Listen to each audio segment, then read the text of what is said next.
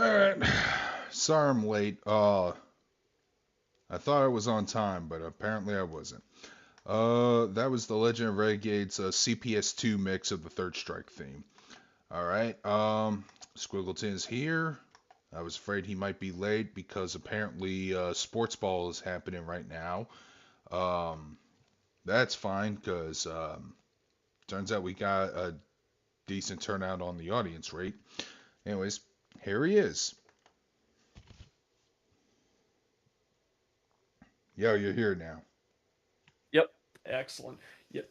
So I didn't watch the Puppy Bowl this year, and I feel kind of dumb because I have a friend who never went to a very cool place called Marvin's Marvelous Mechanical Museum Huh? that is in state.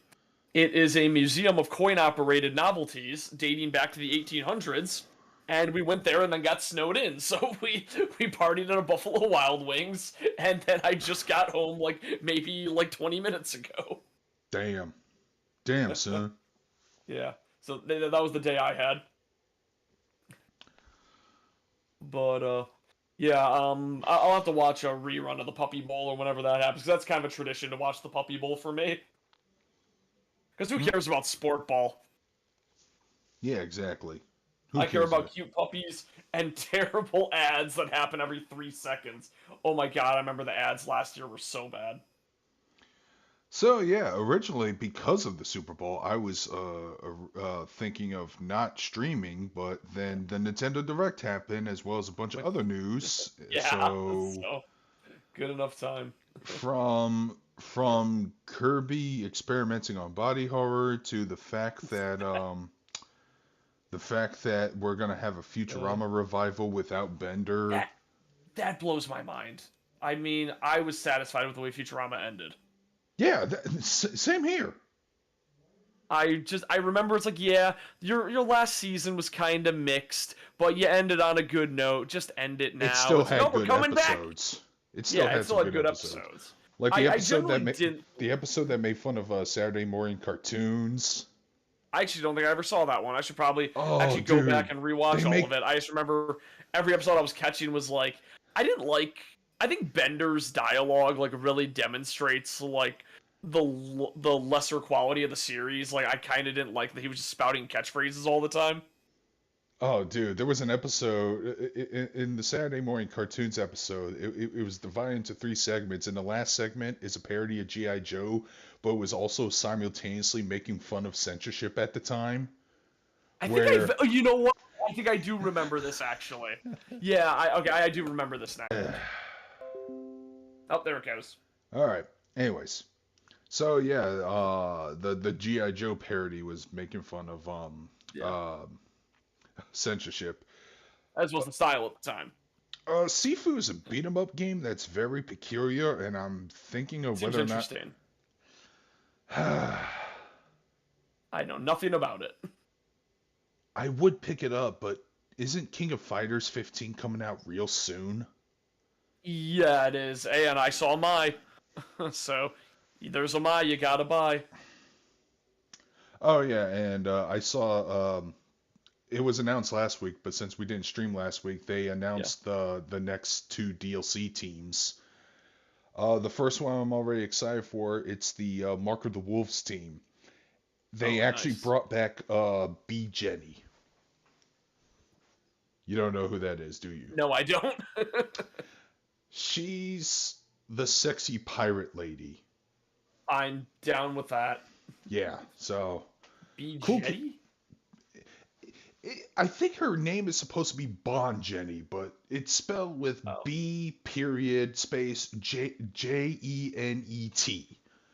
But the fucking Yeah, voiceover narrator always says B Jenny. okay. I. The Oh, char- okay. You know, I like her with the hat on. I don't like her without the hat because she just kind of looks a bit generic. Are you talking about her secondary costume from Maximum Impact? Because that's not her canon I think costume. Okay, I see the purple outfit with the skull on it. Yep, The that's purple the dress. one. That's the Okay. one. I She's a like the great hat character. more. I main her in Mark of the Wolves. In fact, Very very risky boots like dress. she's basically, since Mai wasn't in Mark of the Wolves, she was Yeah. basically the sex appeal replacement, but instead of making her a ninja, make her a pirate. That Yeah. was the whole gimmick of her. I like pirates more than ninjas anyway. Oh, great. Jenny versus Mime matches. I can't wait to see those. Ooh, but yeah, okay, whatever. So I like May more than Viking. I'm Yeah, trying to fight me. remember. I think her other teammate is Gato. I can't remember who the other person was in the Mark of the Wolves team. It's not Hotaru Futaba. It's not Taizok because he's still king of dinosaurs. Who was the third person? Was it Rock Howard? I don't know. But I thought Rock Howard was. Somebody help me out. So, I'm not sure. Oh yeah, but Jojo, I'm sorry to disappoint you. I don't know anything about Klonoa except that it's been gone a long time. I heard it was good. I'll definitely give it a try. Oh, but I it know is Rock nothing Howard. about it. Okay. And then the next set of DLC is Team Southtown, which consists of Geese Howard, yeah. Billy Kane, and Ryuji Yamazaki. And they yeah. all wear fancy suits. They're all in drip. Yeah. It's great. You should see how they're dressed. I actually like this uniform setup. So Yeah. Oh, yeah. In regards to the, I mean, we kind of rushed it through. I think if we talked about the Futurama thing right away, but yeah. All I know is I'm not. Even though I have a Hulu account and ad-free subscription, no less, I'm not gonna watch it if it doesn't have fucking John DiMaggio's Bender. yeah. It generally seems like a pay dispute where they're not doing where he's not being offered as much as he wants. So he doesn't want to do the show unless he's offer offered as better much as he pay. wants or kill this fucking reboot. Yes. I'd rather have nothing than have a shitty. I don't have nothing either way, but like what did Pat said in regards to when he was talking about the twist in Fallout 4 was like, would you rather have nothing than what he said is if going he was talking about twists and reversing expectations. subverting And he's going like, if you're gonna defy expectations, but it makes it worse, just don't have a twist. But anyway, it's like if you're gonna bring back Futurama and not have John DiMaggio show up, because he doesn't just voice Bender, by the way, he voices a bunch of other supporting characters. Yeah, he does. Be like, if you're not gonna bring him in, don't fucking bother. Yeah. Don't. I'm not clamoring on the gates for more Futurama. Okay, I really am not. I thought the season finale was actually pretty strong. Yeah, that's a great way to end it. It's a good ending. Like, come on, guys. I'd rather have nothing at all. And even then, I technically don't have nothing. I have Smiling Friends, which, by the way, which is fantastic. I have an HBO Max account, and that was the first thing I immediately watched. It's great, isn't it? Oh, yes, it is.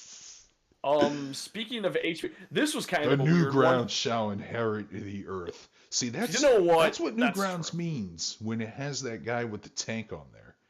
Yep. It means we're invading animation, motherfucker. Get used to it. Oh, God.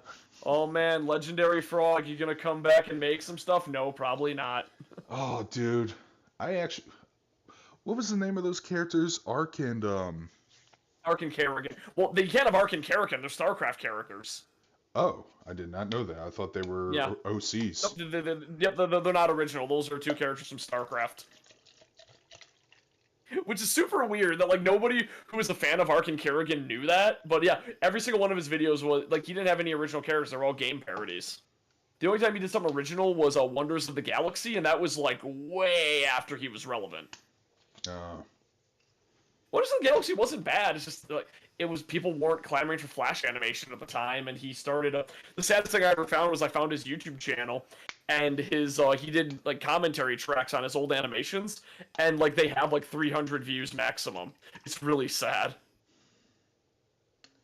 Man, I used to watch that guy all the fucking time, man. He was my favorite. Super Flash Brothers. One ring to rule them all. I watched the original One Ring to Rule Them All. I'm like, oh god, this is kind of painful. Yeah, that's why he remade it. Much better. Yeah, the remake is much better. It's like, but Sauron, they still have the ring. If you drop him into Mountain Doom, you'll destroy the One Ring. The One Ring. Impossible. The ring is undestroyable. Or whatever he The said. One Ring to rule them. Oh, I'm allowed to say that. Yeah, Freaking Wayne. God. Wayne the Goblin's way better than Bob the Goblin. Yeah,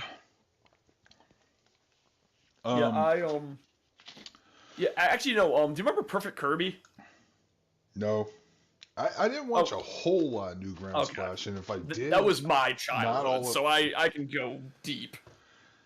it was my teenhood, but a lot of it didn't stay in my brain except for the decline of video gaming. Decline of video gaming is amazing to watch right now because I think it's aged worse than anything I've ever seen. In terms of quality, Every single or... joke. No. I mean, every single joke is inaccurate right now. Okay. Like, because they're going like, oh man, yeah, Devil May Cry 5, this must be garbage. Because Devil May Cry 2 just came out when they made the video. They had, like, Snake kept getting older, and, like, in Metal Gear Solid, they were, I think a few of, like, oh god, there was, I'm trying to remember, like, a few of them that were just ridiculous. Final Fantasy, like, kind of stuck around, yeah, pretty much the same. Yeah, they had a joke that, like, Final Fantasy numbers, like, were so ridiculous you had to keep pulling the case back for it to actually to fit all the numbers on on it. But then Final Fantasy, like, it's kind of made way less sequels because, hey, game development takes a while now. Yeah, I think the Devil May Cry and Metal Gear Solid ones were the worst.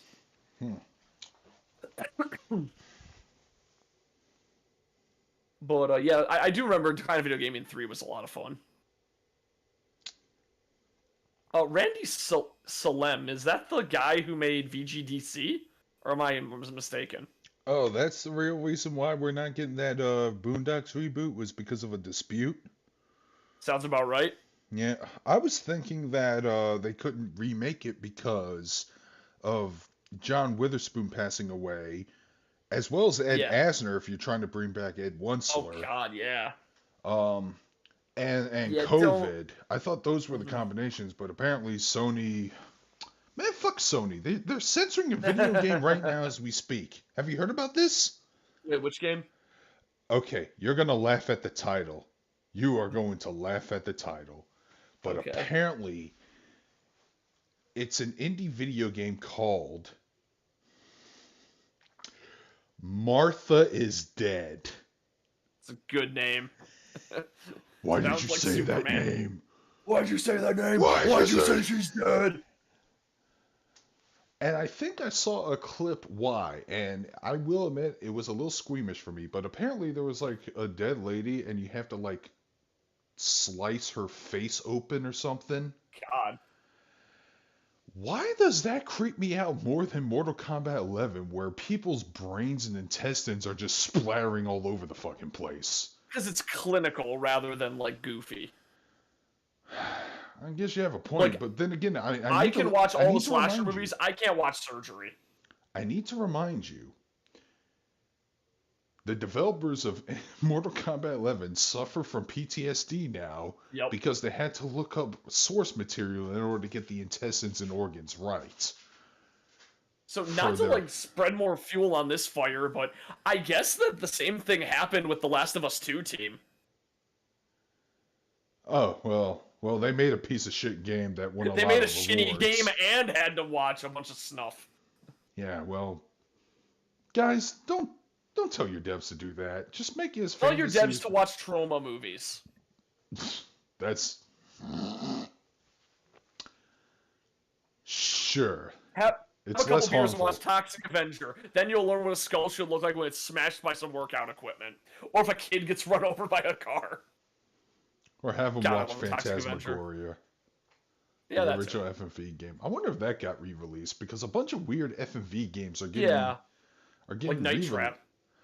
Okay, Night Trap I understand. That's a piece of gaming history that I respect. But I don't know why games like Corpse Killer and Plumbers Don't Wear Ties are getting that same treatment. Meanwhile, there's no re-release of Xenogears. Yep. I think there's a weird copyright dispute going on with Xenogears. Yeah, there is, but still. And that's why Cosmos is in I always forget how it's pronounced, but that's why she Cosmos. like appears Cosmos appears in Xenoblade, and even then I don't even think they have the rights to her technically. They just think they do. I don't know. I would play more Xenogears, but my fucking Vita bricked on me and had to reformat, and I lost all my fucking save data progress. Yeah, that destroys your motivation to go back to a game. But there's a Oh yeah, Xenoblade Chrono Chronicles Cross 3. remake of all things. Oh, was that? Here's the thing. I did not watch the Nintendo Direct. Oh, okay. Well, Not all of it. I saw some trailers here and there. I saw Super Mario Strikers, which is great. I hope Daisy's still in it. I hope she's still like horny as ever. I saw the Xenoblade Chronicles 3 trailer. I saw Yep. Kirby Odyssey trailer, which is what that fucking mechanic is, let's be honest. Not that there's anything wrong with it. The campy mechanic in Odyssey was great, and I'm glad it got kind of spiritual succeeded by Kirby, which makes sense with the mouthful gimmick. Yep. God, that mouthful gimmick makes you uncomfortable. I love it. I know. I'm actually super excited for this game. Yeah. It's a Kirby game where you have to rebuild Waddle Dee civilization. Yeah, that's key. I like that. Yeah, Chrono Cross, the Switch sports game. Man, I want to like triangle strategy, but that demo put me to sleep. I'll try out the new demo when it comes out. But I think it's already out. oh, it's already out. Okay, I'll try out the new demo this week. But yeah, I'll try it out because I did not like the first demo. I thought it was really slow and the characters were boring. Yo, Front Mission 1 and 2. That's pretty hype. Wait, that got announced? Yeah, a remake of Front Mission 1 and 2. Okay, see, like I said, I did not watch the direct. I was planning to, but then I had to I'll go through the list right now. Okay, while you do that, let me at least explain my reason. I was going to plan to do it today, but I was trying to look for a prepaid subscription card for HBO Max because I want to keep track. Like, if you don't keep track of your subscriptions, you're going to be losing more money than you think. Yeah, exactly. So if I ever got a prepaid card and I don't use HBO Max for a while for some reason, at least I won't be losing money. But I couldn't find any, so I decided to just go home, and I accidentally used the one subscription, which is $10 a month, which has ads, and I fucking hate that. So yeah, fuck that. It's not worth it. So I wrestled online to say, dude, I made a mistake. I want no ads. I don't care if I'm paying $15 a month. And then they're like, go ahead there. And then a couple episodes of Smiling Friends, and then it was time to do my ritual.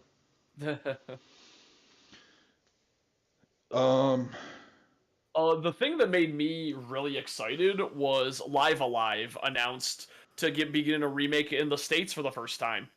All right, so is there a list of what's been announced? Yes. Because I can always take a break to mute myself and watch a trailer while Jason keeps the chat rolling. Okay, yep. There's a list of every announcement. I'll send that to you. Let's see. Yep, I'll send that to you on Discord. There we go.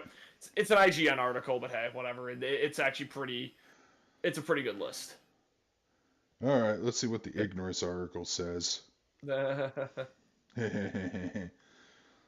but you know what? I would love a remake of Dino Crisis, but I don't think it's gonna happen. But hey, Live Alive is a fascinating one because have you ever heard of that game? No, but dude, imagine a Dino Crisis game that played right like Resident Evil 2 remake. That'd be fucking amazing. But Live Alive is okay. So it's an RPG that I believe was on. God, I want to say on the Super Nintendo. Let's see what this originally was on. Live Alive game. Holy shit! 48 new tracks in Mario Kart 8. Oh yeah. They have that weird they have a like a DLC subscription service for that. But so Live Alive was a 1994 role-playing game for the Super Famicom. The gimmick of it is that you play as, you know what? It's 13 Sentinels. You play as a variety of characters in like a time travel story that all are in different time periods. Like you get a caveman, a robot from the far-flung future, like a modern day, a modern day martial artist in sort of like Yu Yu Hakusho setting. Gotcha. And it's extremely relevant because one of the main themes of the game is megalomania. You can guess what song that inspired. Really? Yeah. So yeah, Megalovania was that is directly Toby inspired. Fox's inspiration to name that song. Yep. I mean, megalomaniacal is an actual term. Yeah. So Megalovania is it's like it's like that, but a little bit of Castlevania sound to it is what he was aiming Okay, for. everyone in the Magus Discord, when Mario Strikers comes out, we need to buy that on launch so we can play the shit out of it. Because I actually like Mario Strikers. I never was into Mario Strikers, but the people who are into it are really into it, so I'm really happy they got something new, because hey, they deserve it. Dude, Waluigi, one of his taunts is the DX chop. Yeah, I've seen the DX. Waluigi, yeah. And then Daisy, she does the hot stuff thing, licks her thumb and dude presses on her ass. I'm like, oh my god, this is pushing boundaries. Yeah, the game is horny. Well, horn me up. Chrono Cross Remaster for the... Yep. Okay, let me tell you something. My friend, Real's D&D campaign that I've been talking about? Yeah. He's obsessed with that game soundtrack. He's using it for our campaigns. I do know it has a great soundtrack. I haven't listened to any of it. I've been listening to my own personal soundtrack. But, oh my god. I have a different vision than him, okay? That's fair enough. I would love that in a D&D campaign. It's like, I encourage every player to make a soundtrack and see what they come up with for each scene. That'd be a lot of fun. I would play this, but it would probably be fucking disgraceful if I haven't played through Chrono Trigger at least once. Yeah. Although, hey, it's really hard you gotta emulate Chrono Trigger at this point. There's, like, no good version of it that you can play. Actually, hang on a second. Magus is gonna interrupt us. He could probably do it in the Discord, or he could do it in chat. Yeah. I have a 3DS, and I know there's a 3DS port. Maybe I should check out that version. I don't know. I guess the name is called Live Alive, but I think it should be called Live Alive. I think that sounds better. But whatever. Nintendo Switch Sports announces a new take on Wii Sports. Okay, fans of Wii Bowling. It's basically Wii Sports for the Switch. Oh, thank God. That means all of us can go bowling. Yep. Because here's the thing. Clubhouse Games has bowling in it, and it's really good. It's only limited. It's limited to 2 players. It's not 4 players. Online. We all need to go bowling. It's fucking stupid. I don't know why they didn't fucking add 4 players to it or more. Yeah. So yeah, I wanna go bowling with my friends. Yeah. I like bowling. God, you know what, Carnage? John Talbane's a good pick. Hasenko is mine. Everyone's like, oh, Morgan's so hot. No, Hasenko. I'm down for Felicia. Felicia good too. Bye, Felicia. As long as nobody says Baby Bonnie Hood, we don't have to arrest anyone. Actually, maybe Baby Bonnie Hood's hiding it, man. Maybe she really is an adult that just happens to look young. I mean, she's pretty cute when you midnight bliss her. So. I don't know. I don't trust. She's a crazy bitch. Yeah, you know about Midnight Bliss, right? Yeah, I know Dimitri's move. Yeah, Dimitri's finisher, which I think my favorite was watching Matt and Pat play that game, and then they're about to grab Felicia. Like, you can't. They're going to grab more Felicia. Like, you can't make her hotter. You just can't. And then they grab her, and she's like in a cocktail dress and like is leggier and standing up straight. Like, God damn it, you made her hotter. So in Capcom Fighting Evolution, Dimitri has the Midnight Bliss, and it's great. And when he does it on Ryu turns into that little Indian girl from Street Fighter 2, the anime movie. It's a weird specific thing. That only I, the #1 fan of that film, would actually catch on. Seriously, Street Fighter 2, the anime movie, is the best martial arts movie of all time. Man, No, Switch should just announce Morrigan Sprite for the Switch. Not even a game, just Morrigan Sprite. Okay, Nintendo Switch Sports. An online playtest will take place between February 18th to 20th. Okay, if it's not too late, I think I might be able to at least experience it on a Sunday. Yeah. For all Nintendo Switch Online members. Okay. Triangle Strategy gets a free demo, which I believe I saw in the store. Yeah, I should probably download that, give it another Remakes shot. of Front Mission and Front Mission 2 announced. I am glad that Front Mission is not being ignored. However, I heard Front Mission 3 was the weird one. Yeah. But Pat said he liked that a lot. So we don't know. Exactly. I'm just looking through all the Midnight Bliss sprites right now. Some of them are great.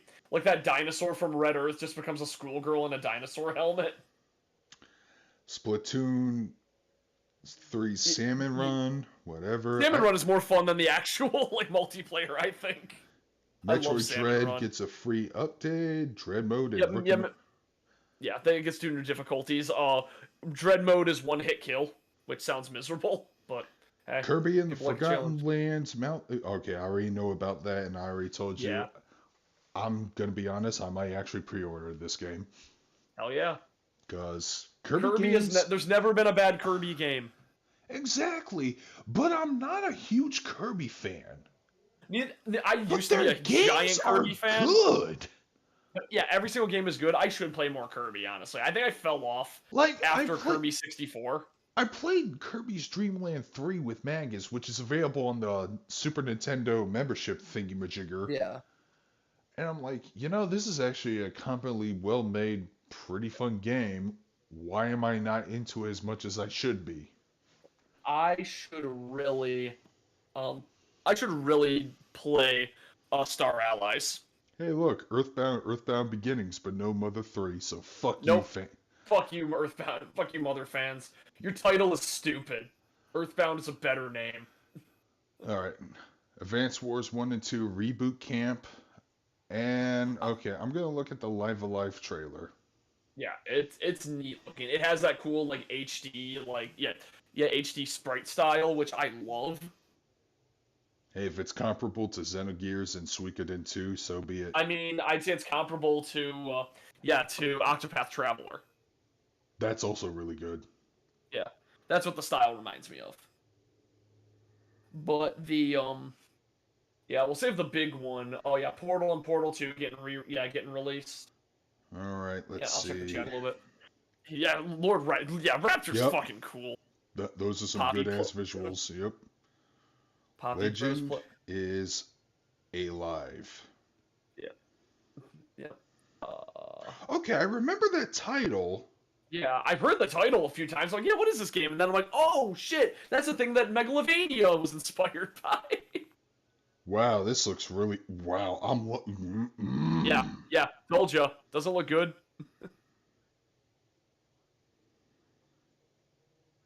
Oh. Ooh, you fight Hulk Hogan in this game. Yeah.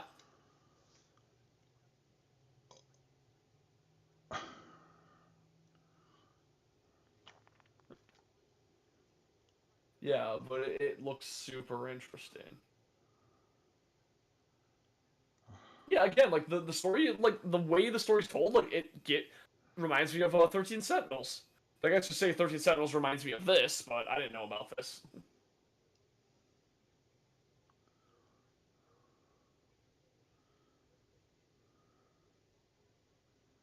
Yeah, I'm not much of a Ryu fan. I really wish he would step out of the spotlight, let Alex take over. But it's an unfortunate. That's what they tried to do. He's too recognizable, and they won't do it. When Ryu's not on screen, everybody's asking, where's Ryu? Ryu should be louder, angrier, and have access to a time machine. Okay, yeah, that trailer is dope. I think I might pick it up. Hell yeah! To answer your question. Ryu wasn't originally supposed to be in Street Fighter 3: A New Generation. Mm-hmm. Neither was Ken. Yeah, exactly. Sean was the only one that was supposed to show up. But they added those two at the last minute for fear of that thing you were just talking about. But Mm-hmm. they tried to push Alex hard as the They main tried. protagonist. And honestly, Who's I kind of want him. I kind of want him to take that role again because I It'd fucking be hate nice. Luke's design. I hate Luke's Luke. fucking awful. I want the main character of Street Fighter 6 to be not Luke.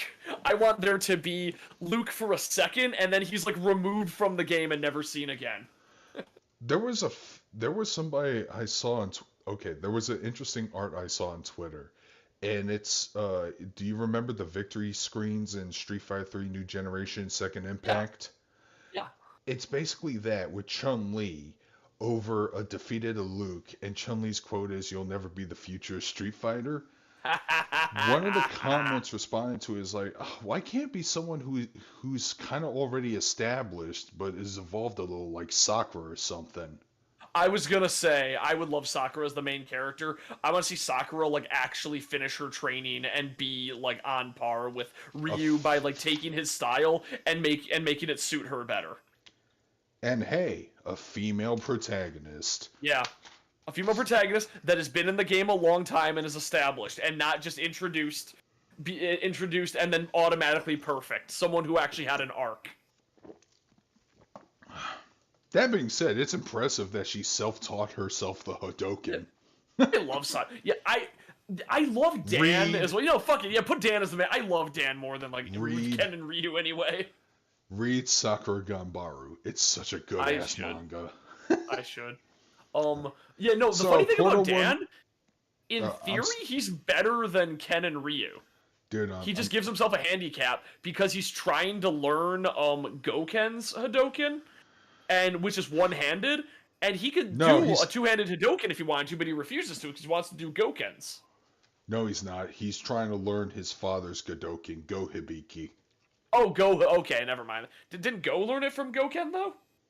Or am I mixing them up just because they have Go in the name? I don't know much about Go Hibiki except for the fact that he's the one responsible for ripping Sagat's eye out. That's pretty good, man. Have Go Hibiki be a character. Fuck it, I don't care if he's dead. That Bring would him be kind of back. that would be kind of cool. It'd be like, hey Dan, but he's competent. Yeah. Anyways, No, that's what I was thinking. Because Goken is the only character that's able to do a fully powered one-handed Hadouken. well, yeah, Uh, but keep Cody in is mind. really good, but he's kind of too much from Final Fight, so it would be kind of cheating to have him in a main character role. Even though I love Cody. All right, yeah, I love Ryu too, but at the same time, drop the sets Enough we for know. you. Drop the sets we know how to subplot. Just make him boring martial arts man, and Yeah. I'm okay with that. Have him complete his storyline and just kind of step to the side. Still Yeah, be in the game as like a Mitsurugi type character. And like yeah, he completed his storyline. He's a master now, and it's just like, hey, time to train some new people.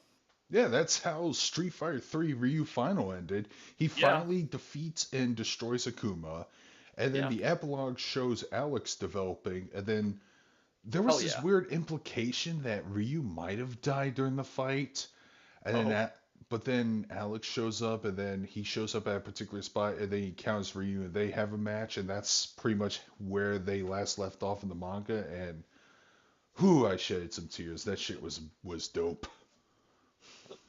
oh, I love the Street Fighter mangas, Alpha, Sakura Ganbaru, and 3 Ryu Final. But anyways, Portal 1 oh. and 2 So is getting ported. funny thing, I actually was at so yeah, MLB The I Show. was just talking about Rashid. Oh, Okay. What were your thoughts on Star Wars The Force Unleashed? I think it's really funny that they're porting the Wii version and not the PS3 360 version. Oh. Oh, now Yeah, I it's the don't Wii care version. anymore. Yeah, exactly. Everyone's going like, "What the fuck? Is that what it looked like?" Oh god, it's the Wii version. Because I played Force Unleashed on the 360. Yeah, most people did.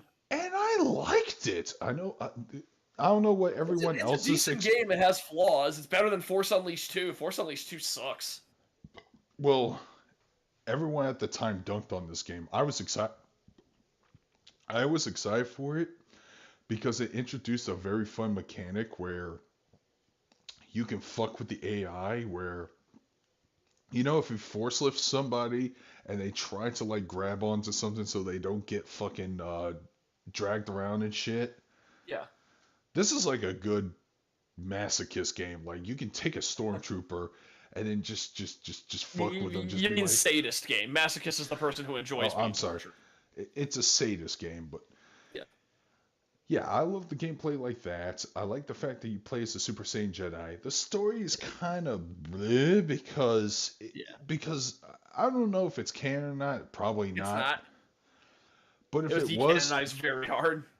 it would have been stupid because it basically says, "Oh, by the way, the Empire accidentally formed the rebellion." Because that was the story. That's the story in that game. uh, Um, and also Jimmy Schmitz actually voiced his character in that game. that's so. It's such a weird. Yeah, bring in Jimmy Schmitz of all people. Bring It's Jimmy great. Schmitz. He voices Leia's non-biological father. Yeah. And and the final battle, I played the light side route. I didn't do the dark side Yeah. route Oh once.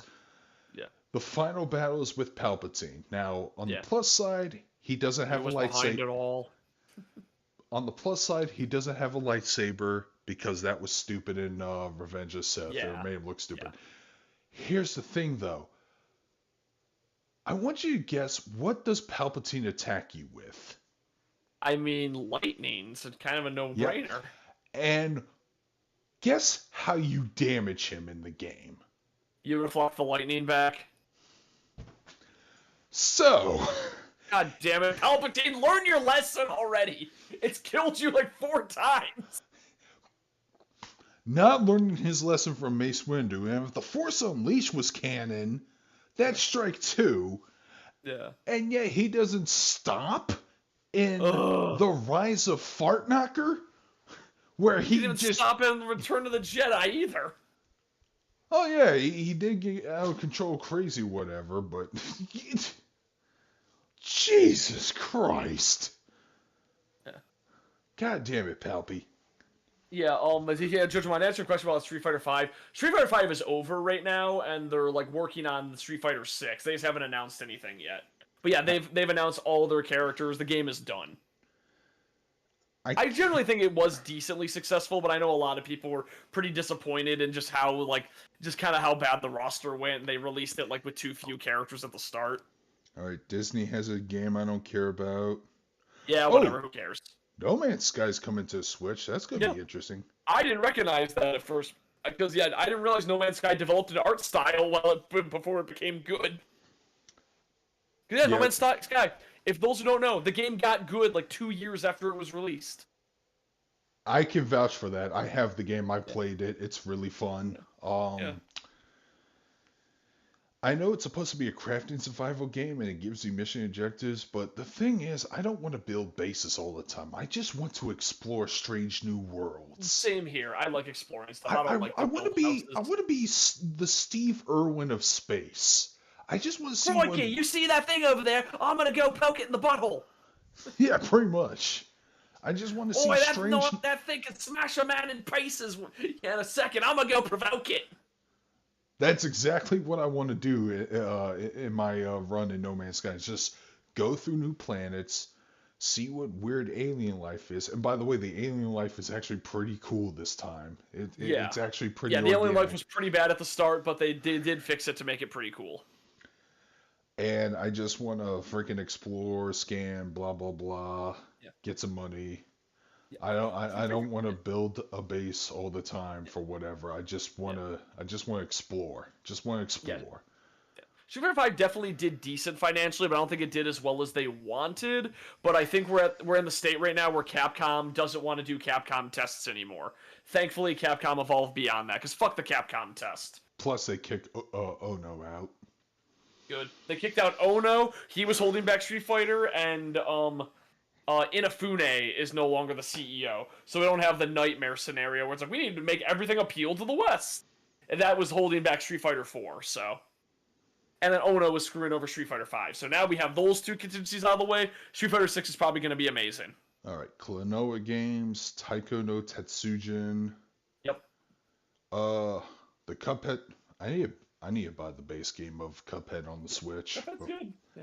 It is, but it's also hard. Oh yeah, Klonoa remake. I'll have to ask Al about that one because JoJoMon says that Al's a huge fan of Klonoa, or at least he loved the ending and it made him cry. But then again, Al does cry at the drop of a hat of a lot of things. He's a big weepy baby.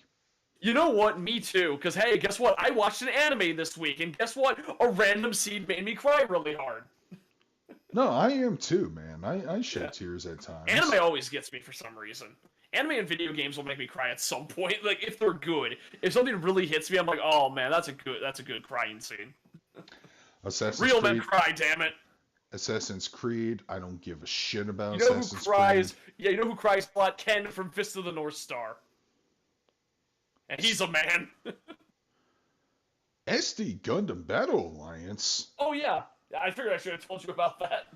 SD Gundam Battle Alliance challenges players to stop strange incidents called breaks. To accomplish this mission, players will lead 3 mobile suits in this dynamic action RPG battles with the ability to...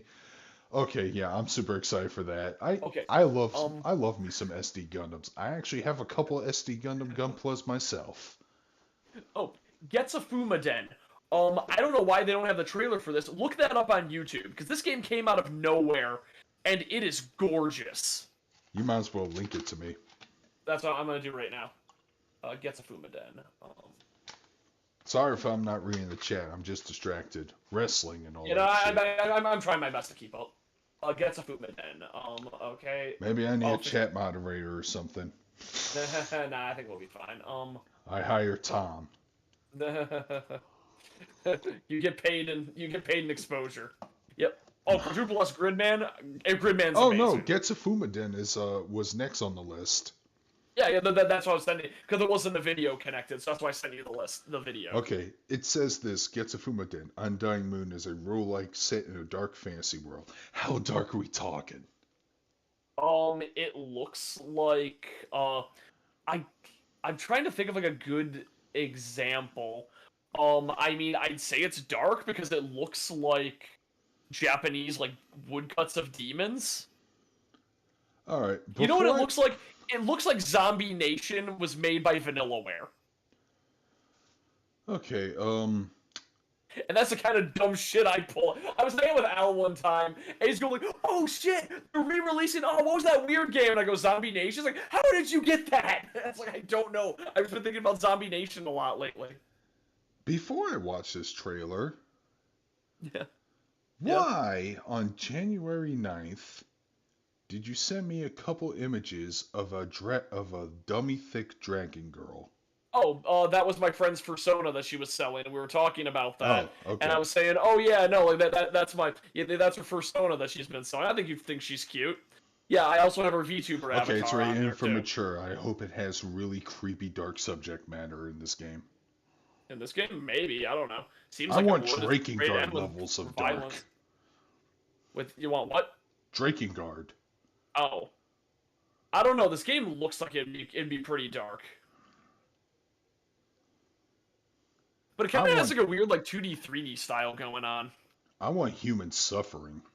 Like a demon suffering. Which is why I want Nerdy Streamer Overload to be ported to Switch. Oh, this game actually looks great, actually. I like it. Yeah. It kind of looks like how I would, I kind of would love if Bloodstained looked more like this. I think Bloodstained is great, but the art style leaves a little something to be desired. Yeah, these visuals are actually really spectacular. Yeah. Okay. Yeah, the game looks cool. It's available now. I might as well pick. Wait, it's made by Konami? They're making games? I didn't even realize that. Yeah, you want to know why? Why? Because the pandemic killed the fucking pachinko market. Get fucked. You remember what Pat said? Yep. I'm like, oh my god, is that the motherfucker that wished upon the monkey's paw? Yep, he sure did. He's like, I wish Konami would go back to making games. And then he made this fucking global pandemic that would ruin... You know what? Yeah, I will blame Pat for Corona. I don't think he wished upon the monkey's paw. I was thinking of someone else. I was thinking Yeah. of a hardcore Konami fan. Oh, Yeah. speaking of, but not really. But they did develop their games in the past.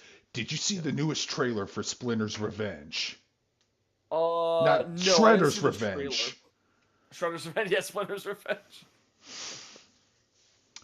No, I didn't. Remember what I said earlier? Who I was guessing who were going to be two playable characters, and I You was right. said you said Splinter and In who's the other one? April, which was April. already Okay, yeah, confirmed. they're both in there. One Yeah, Casey Jones, right? Or no. They didn't show he's Casey. okay. I said, judging from the animated trailer, oh, April and Splinter are going to be playable characters. And to quote Yep. Jim Cornette, wouldn't you know who won the pony? Oh, for some reason they're talking about Jump Force in chat. Yeah, Jump Force is dead. I don't care. I think it's funny though, because no, the game is straight up going to be delisted, and you won't be able because all the copyrights expired, so it's fucked up like that. And so it's going to be near like lost media soon. So See, I remember Willie said, "Well, damn, I guess I gotta download it for archival purposes." well, I won't. I don't. I won't either. Fuck that game. No Look. Medaka, no buy. Hey, guess what? J-Star's Victory Versus had Medaka. This game didn't. I would love to see Medaka in that shitty art style. Light Yagami wasn't even a playable character, so fuck that noise. That's true.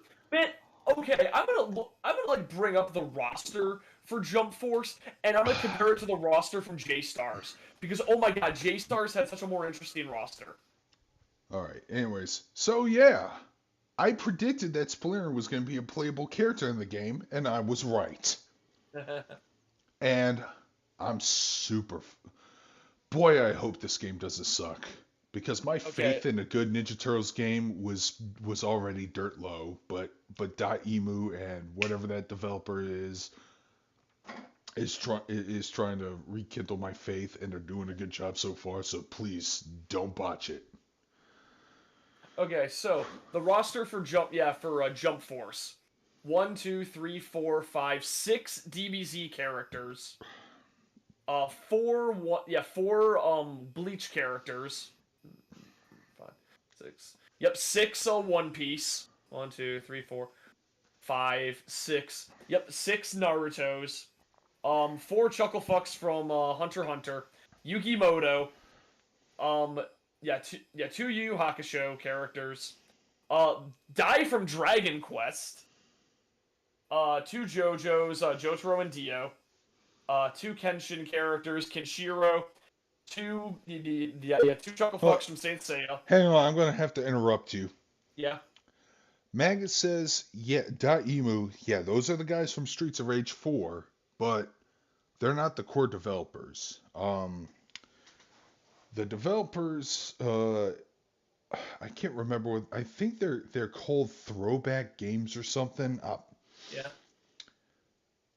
Or, well, if I knew what the name of the developers are, you can clearly tell what their fucking mission statement is. It's basically, alright, let me check. I'm gonna fact check this right now. But anyways, man, I get it. Jump Force sucks. It's underwhelming. It's underdeveloped. Yeah. Let it die. I know, but I just wanted to be an asshole and talk about how bad the roster is. Because they have Hero Academia, they have All Might, Deku, and Bakugo. They got the dude from Black Clover. The one interesting character they have is Ryu Seiba from City Hunter. All right. Then J-Stars. All right. Joseph Joestar and Jonathan Joestar. One Piece characters, Dragon Ball. I'm gonna make it quick. Toriko characters, whatever. Toriko kind of sucked. 3 Narutos, 2 Rurouni Kenshins. The main character from Gintama. 2 from Bleach, 2 Hunter x Hunter. 3 Yu Yu Hakusho. Ken and Rao from Fist of the North Star. Oga from Beelzebub. This thing I've never fucking heard of. Roy 2 Ken. Oh, that like 40-year-old police officer anime or manga they had for a while. Saints Seiya. They have Ariel from Doctor Slump. They have Bobobo, Lucky Man, Saika Kuso no Sainon. Disaster Slice of Psyche. Let's see. Dude, I'm Yeah. telling you, man. You talk about Shonen Jump, you're killing me with cancer. Like the way when Pat talks about Final Fantasy 14, he's killing Wooly. I Good. don't care. I really don't. I stopped caring about My Hero Academia when I found out from future spoilers that one of my favorite characters got killed off. Ah. I'm Yeah, not going to tell I'm you not sure who. who. I'm not even sure who that would be anymore. So. I'll give you a Uh, hint. She's old uh, enough to be fucked. She's yeah. really sexy.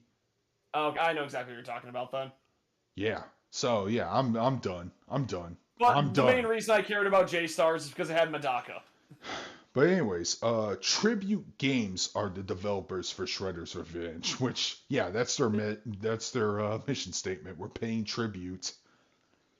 They're paying tribute to the classic Ninja Turtles arcade beat 'em ups, but also putting a modern spin on it to make it more fun and fresh. So let's see if they have a wiki page or something. Let's see what they Oh, worked on. actually, the I'm one gonna thing see from the what they Nintendo worked Direct I on. wanted to bring up, because hey, the big announcement from it, hey, Xenoblade 3. That's great. I still need to play the first fucking game. Yeah, so I saw Xenoblade 3, and I had the dumbest fucking reaction, which is, oh shit, the cat girls and the bird girls are in the same universe. That means this is a new universe where they possibly merge together, because that's never happened before. Yeah, they're two unique races to each game.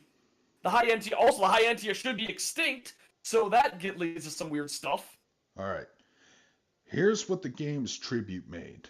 They made Ninja Senki in 2010. Yep. Never played it. Wizorb. Again, never played it. Friends Till the End. Never I played feel it. like I think I've heard of that one.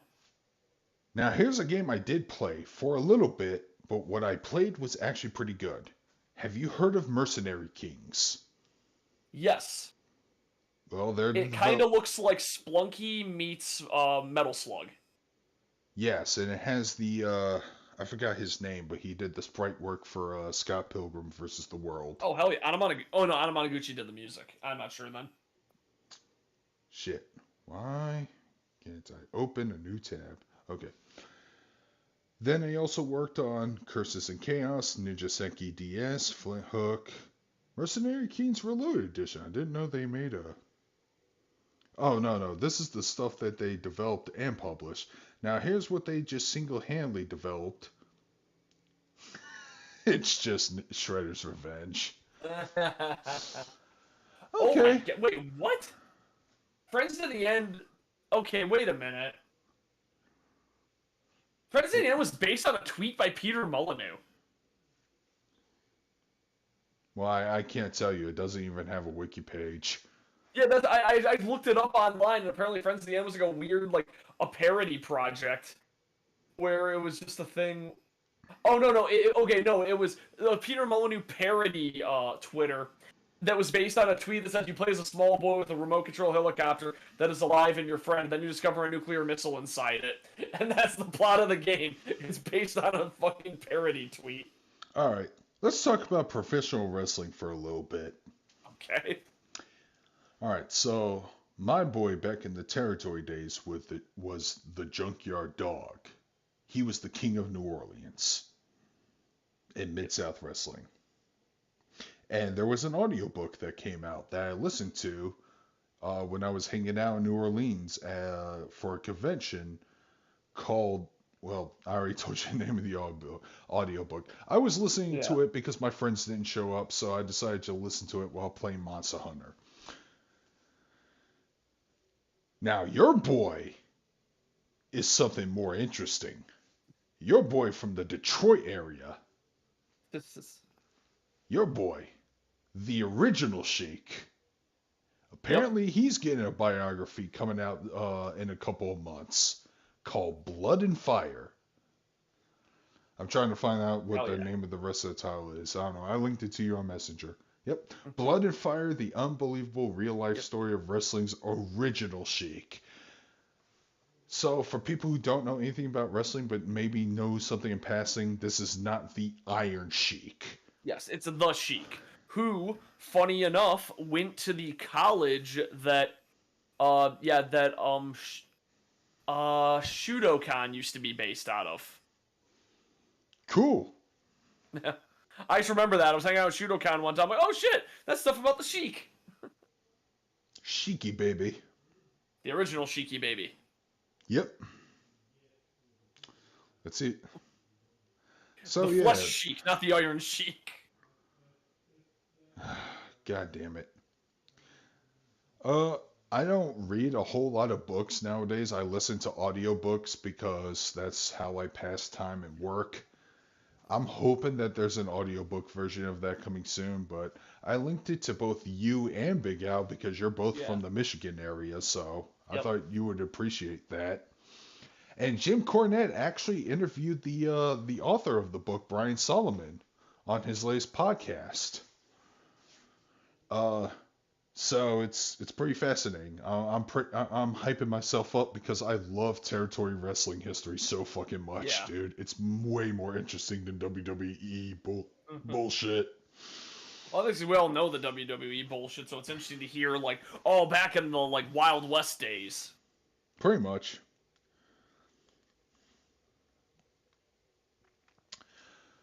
All right. Well, hey, here's something related. I watched an anime this week. I did too. What'd you watch? I watched Maruko-chan, which was really fucking good. It was What's made it by about? Studio Passione, the group that animated Interspecies Reviewers. By It the was way, also horny at times. by the way, if you go to Right Stuff Entertainment, the Blu-ray Yeah. copy is like very expensive. Yeah. I can imagine. I bought a Blu-ray of it. Was it the Japanese imports or the actual thing? Yes. Oh, It was the Japanese import. That's why I have an Aloe figure. oh, uh, I have a one. She is theoretically the only anime figure I have that's 1-to-1 scale so because she's a fairy.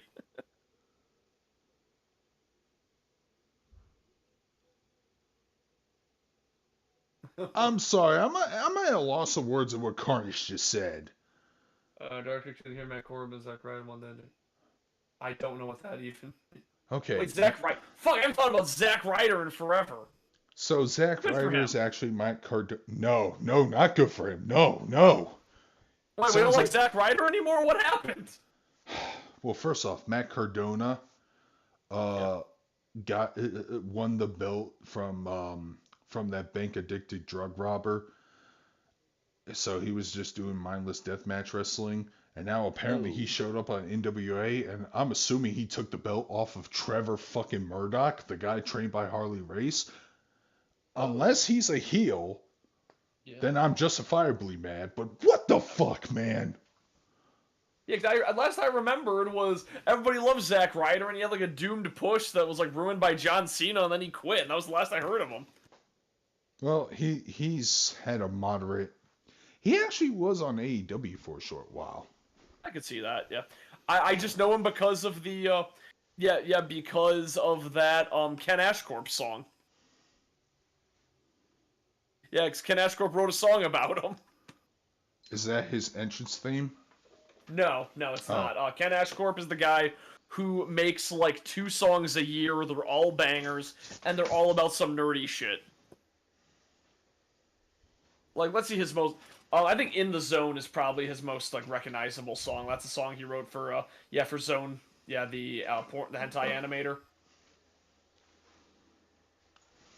man, remember when Pharrell made a fucking music video with Lolicons in it? Wait, what? Yeah, he Wait, made lollies or lolicons? I mean, lollies. Oh, okay. Pharrell. No, I Pharrell don't. Williams. Apparently there was a music video. I can't remember its name, but he got I a don't remember this Japanese at all. animator who was a lolicon to make anime shit, but all the anime shit is a bunch of underage girls. Like, Oh no.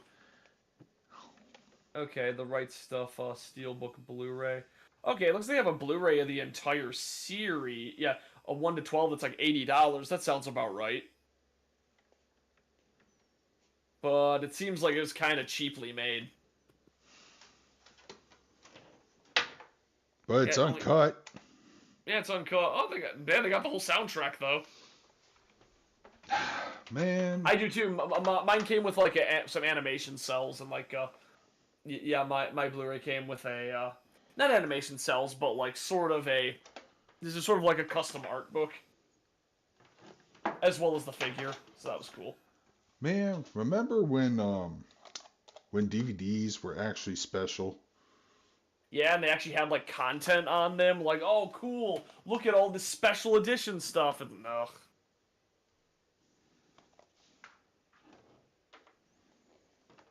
Man, I do miss. I liked back when DVDs had like crazy shit on them. Like I remember the Iron Man 3 DVDs had like a bunch of hidden stuff to access the that Mandarin short. There was like What? hidden stuff throughout the movie that if you clicked on it, it would unlock like pieces of a yeah, like pieces of a blueprint that you would then use to watch that Mandarin short, which I thought was really funny. What about oh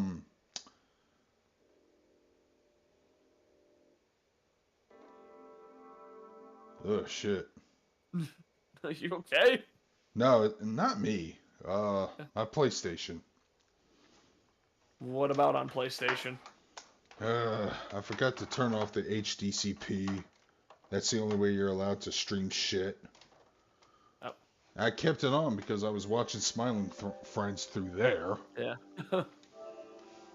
I don't even know why I'm doing this. I'm not gonna Yeah. play through Doom. Doom's hard right now. Doom is hard. I never beat the original Doom. I'm a scrub. I'm a fake fan.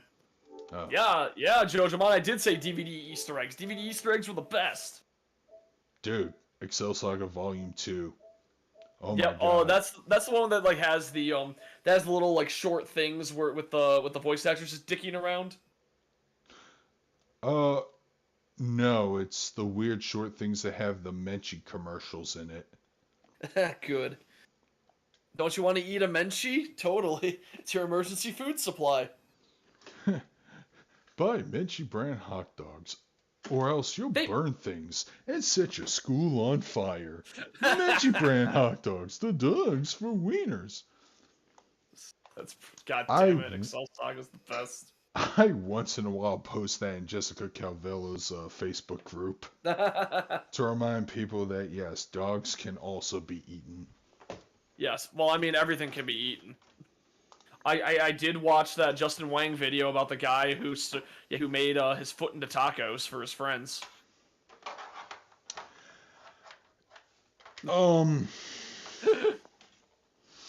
Okay, it was all consensual. Basically, what it was is he had a group of Reddit friends that they would always toy with the idea of, hey, if you could like ethically eat human flesh, would you? They're like, yeah, totally.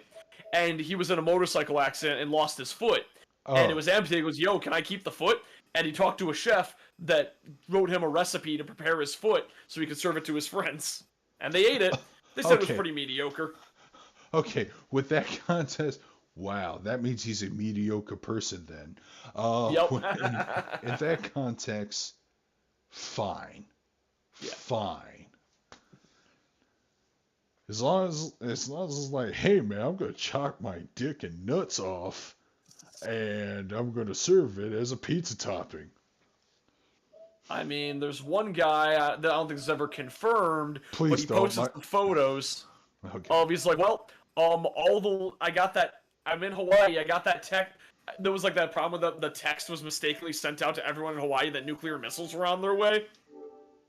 Oof. And I guess one guy like cut off his leg and fucked it like during the panic. Because he goes, well, I'm gonna go out. Might as well die doing something I've always wanted to do. And apparently that was it.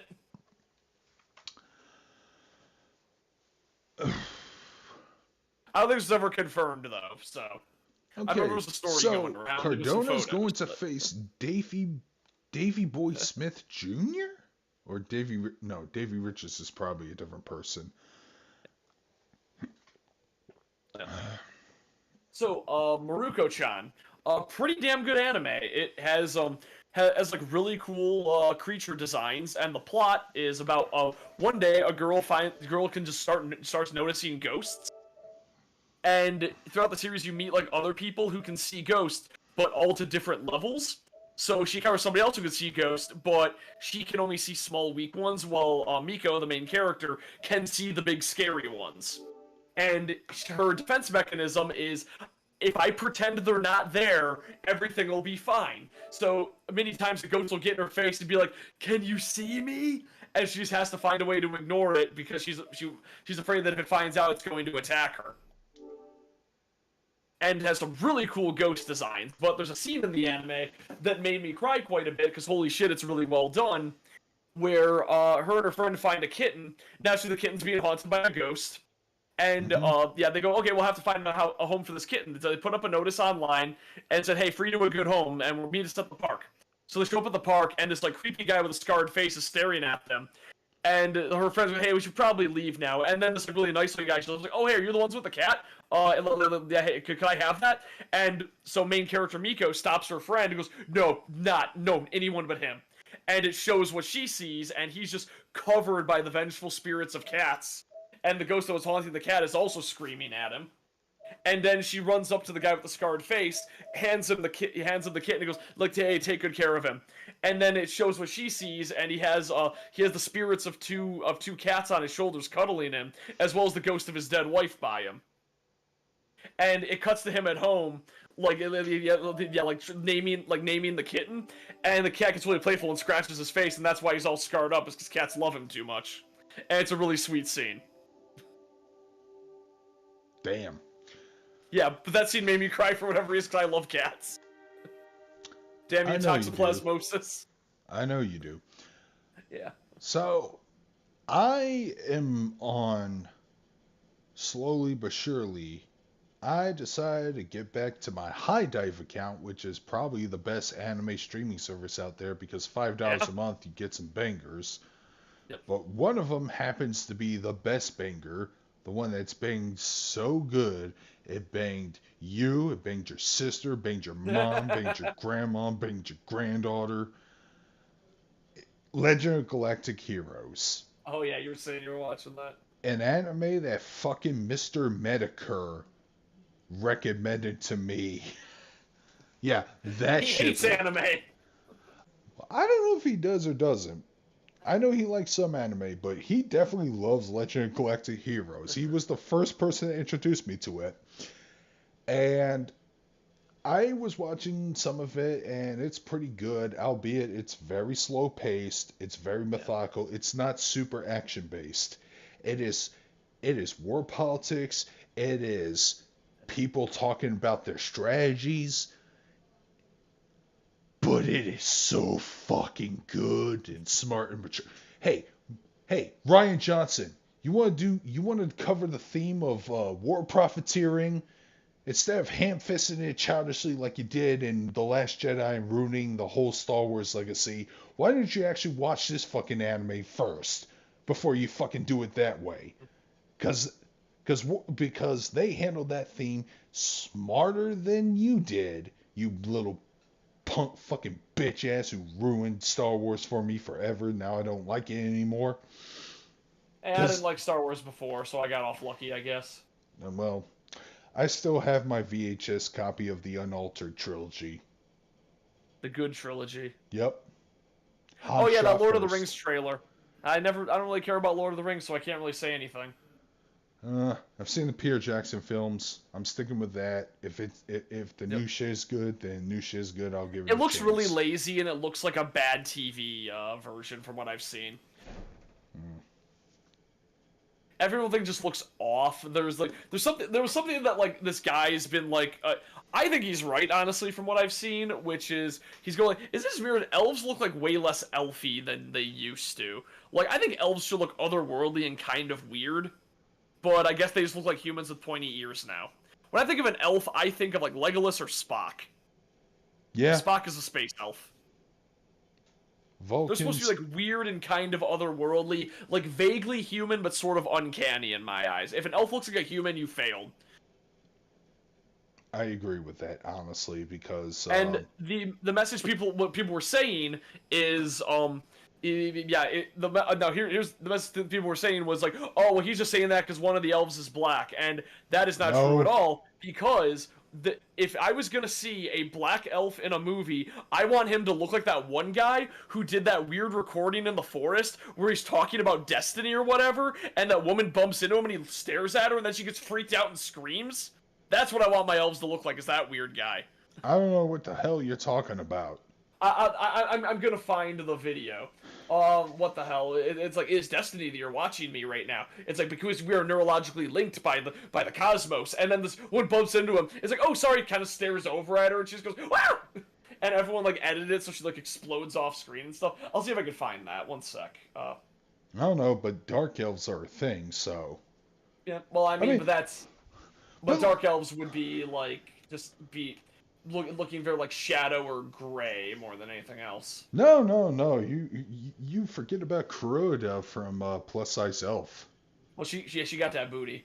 But, Yeah, of course you give the dark Um, elf the big ass. yeah. I mean, Whatever. you can decide. Now I'm complaining. I slapped that ass hard.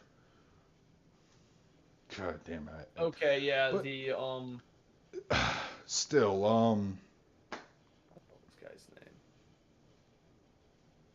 Peter Jackson's Lord of the Rings is still awesome. Can we at least agree on that? Oh yeah, no, it's great. Yeah.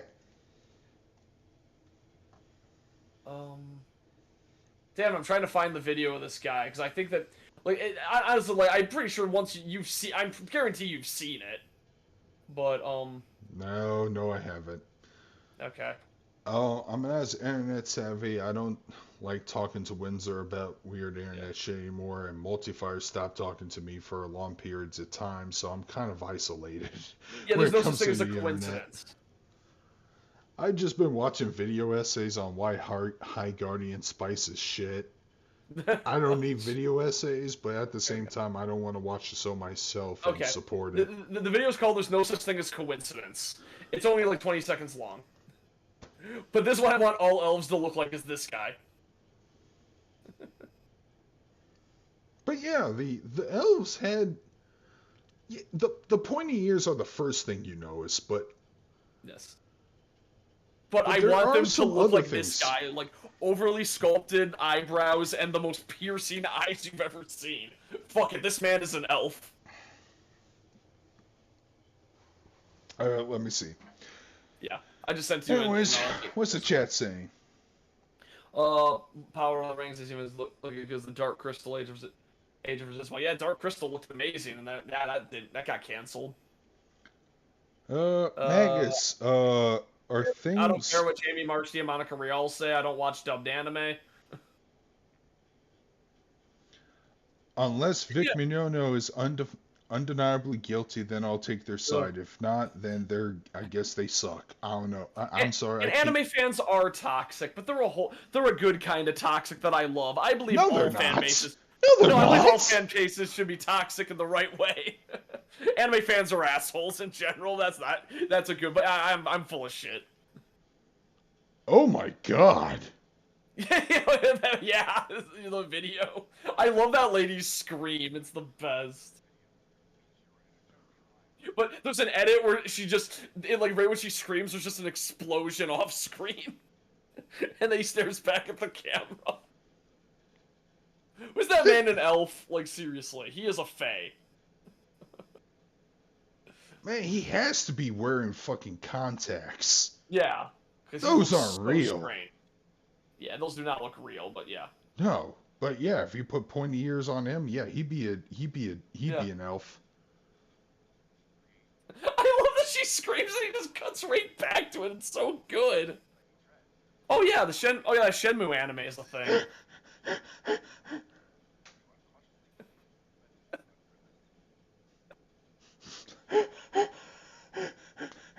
She screams and he goes back to his fucking He goes back to his stupid rant about coincidence. I'm trying to recognize that song. I had a stupid moment where I was playing a rhythm game at the Mechanical Museum today, and it's like what the fuck is this from? And I'm going crazy. And like I show my friends who are also anime dorks. I'm like, what? This is in the anime section. What anime is this from? This is all in Japanese, and I don't know what it is. And then it turned out it was from fucking Yu-Gi-Oh. And that was the reason I was the only one who recognized it. Oh, I'm not gonna fucking watch Shenmue. Fuck that shit. It's made by Trigger. Oh, wait, is it made by Trigger? Or no, that's the Cyberpunk anime. What's the Shenmue anime made by? I don't know. Shenmue has a bad story. There, I said it. Sifu literally has the same plot. You avenge your dad by killing the person, by going after the person who killed him. And I haven't played a single second of Sifu, even though I kind of want to. But I'm putting my money down when I say it probably has a better fucking plot and conclusion than Shenmue, who's willing to drag his fucking story out to 19 parts. But it's not even a good story. You know what? You know what game told three games worth of story in one game? Okami. Also, why can't... Okami's a trilogy unto itself. Also, why can't you just tell singular standalone stories anymore like Yakuza? Yeah. Like, why do you have to sequel hook and shit? No, fuck you. If the game is good enough, then there's gonna be a sequel. Like, I played a fantastic game this week. I played it on stream. Nobody saw the second half. Oni was there for the first half. But I played a fantastic game, and it really made me feel nostalgic. The best game of 1997, Bloodborne. oh, Bloodborne PSX. Yes, I played all of that game on stream. That game is fantastic, except for the sewer levels, because sewer levels are bad, but everything else in that game is pretty great.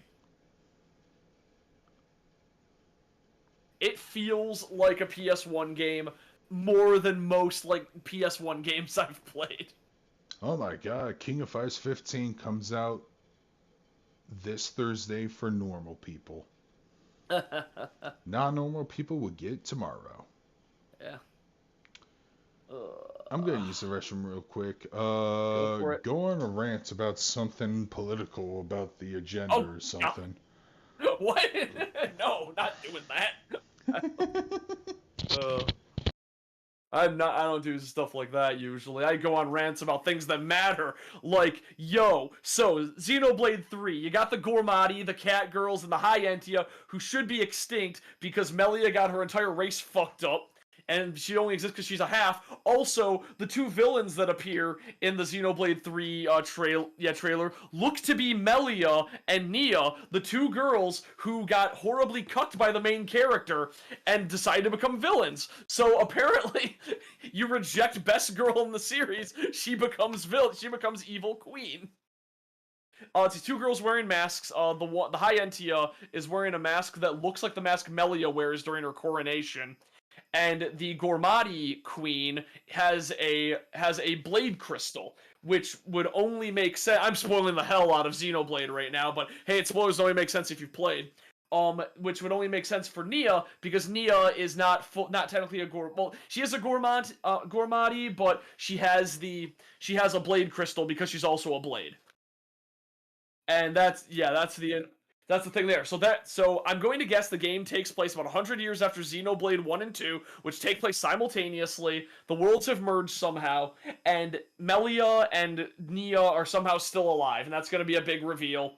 Or it won't be. I don't know. But the main character looks like Flynn from Shin Megami Tensei 4.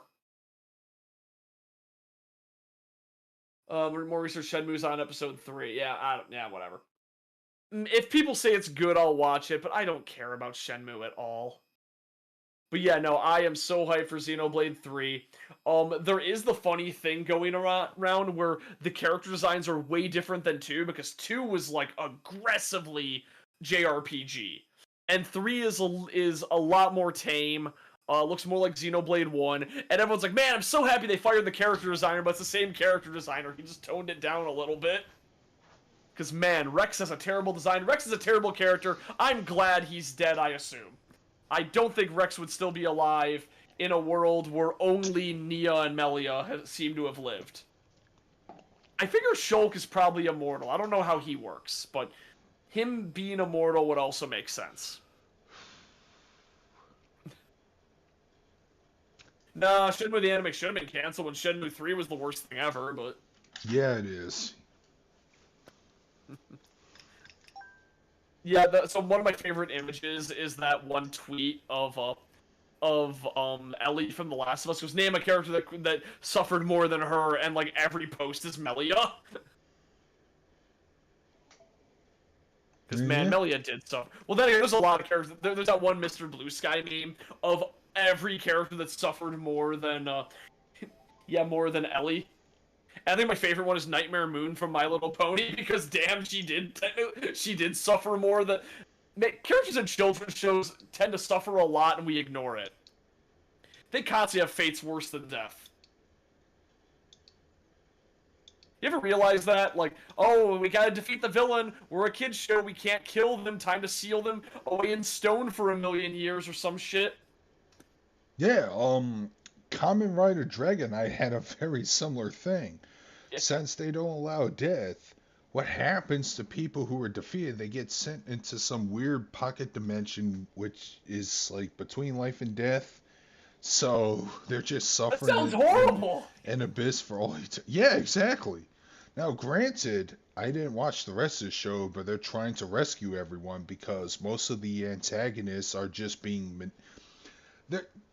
Okay, the guy who made Kamen Rider Dragonite is clearly a fan of the franchise because he's taking elements from both the Showa and Heisei Kamen Rider shows. Yeah. So most of the villains were just easily manipulated by Tim Taylor's brother from Home Improvement. Yeah, that's the actor. That's the actor who plays the main antagonist, General Xaviax. So they're trying to find a way to save him. I mean, they even had a temporary ally once, and it's a teenager who wanted to join the army, just like the rest of his family, but he couldn't because of his asthma. So he would just have random asthma attacks whenever he became a Kamen Rider or something. And dude, this is the most villainous diss I've ever heard in anything. I forgot what the purple serpent snake Kamen Rider's name is. I think it was Kamen Rider Strike Venom or whatever. He looks over at him while he's coughing endlessly, and he says, and I quote, "Well, kid, I'll give it to you. You got heart, but you don't got lungs." Oh,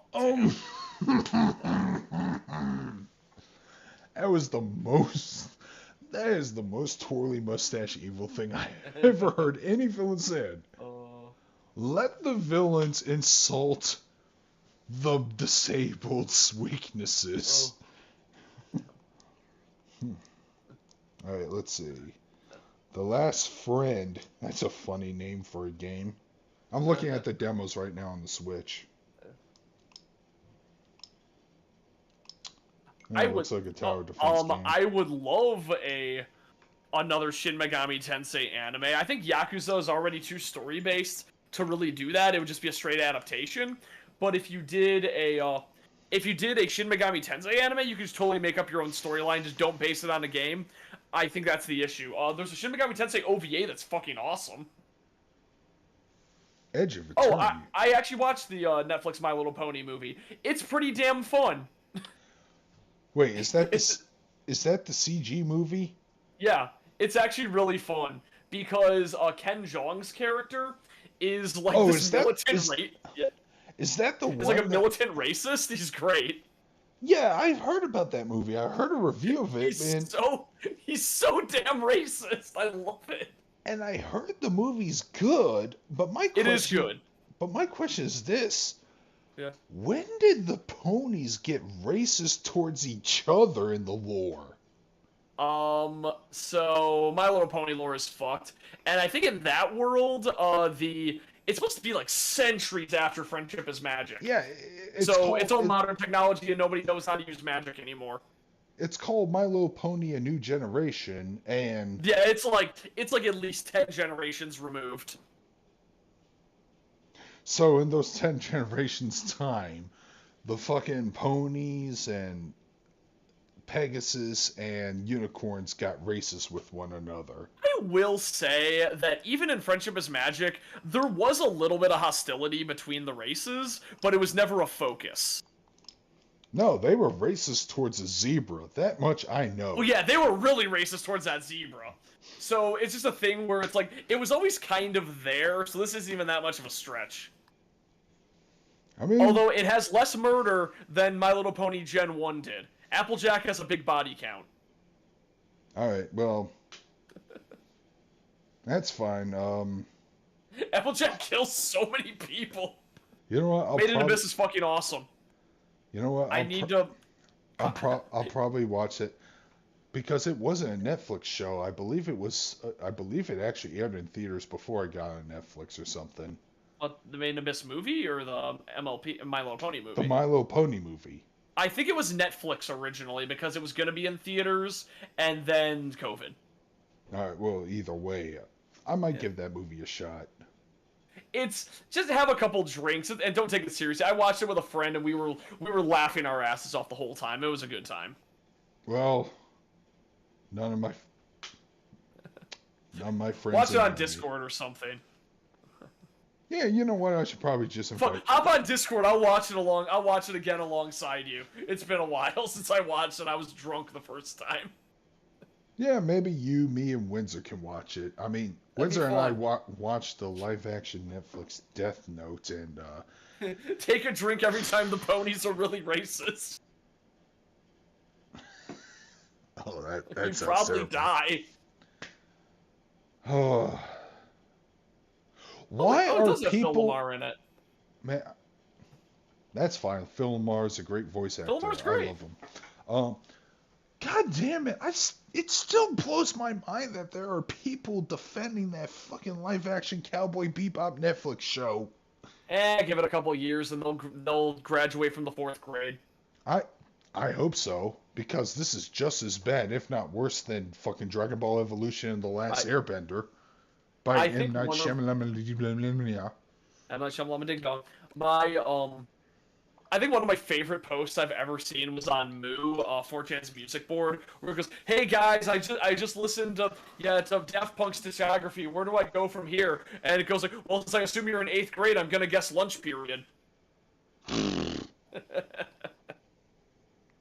Or you can watch Interstellar 5555? Yeah, always watch Interstellar 555. God, Interstellar 555 is so good. God, Leiji Matsumoto's designs of women are amazing. Yeah. If you ignore the fact that he based it off of an old photo of his grandma, so he has a Gmail finish in one way. Yep. I know this is one guy who writes these I don't even understand. His art style is weird because it looks like French expressionist illustrations, but it's all height fetish stuff.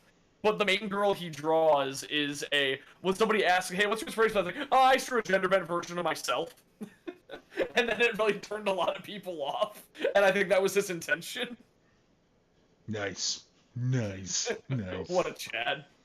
Yeah, you're masturbating to me. But with tits. Huh, you want a tomboy girlfriend? Sounds like you just want a girlfriend with boobs. I mean, yeah. Exactly. Man, maybe I should just make a gender bent version of myself. Fuck it. Without the weight loss journey. I was just gonna say pre-weight loss. Yeah, exactly. Because you know me. I think one of my... By the way, why the fuck am I so excited for a fucking Sonic movie? It looks good. Oh my god, Knuckles looks amazing, and they actually have the Death Egg robot, Yeah. What the hell? Why is Sonic getting a good movie? I wanted the Pokemon movie, though, as well. I mean, I like Detective Pikachu. Detective Peach. Wow, Detective Ryan Reynolds was a good movie. Yeah. We should have. You know what? Fuck it. Release the same movie again, but put Danny DeVito in the role. Actually, I'll pay to see it again. it'd be funny if they make a sequel and there's another Pikachu that just happens to be voiced by Danny DeVito. I would love that. Oh, no, you know what? Okay. You gotta have Team Rocket in there and Danny DeVito is Meowth. No, I really hate that version of Team. I'm not against putting Team Rocket in there, but not Jesse James Meowth. I hate those Okay. guys. Okay. Alright. Fair enough. I love Jesse. I love Jesse and James. I think they were the best part of the original show, but to each their own. I'm still trying to find my fucking video game doppelganger. That Hey, creeps me the fuck out. Oh, you had that sumo guy.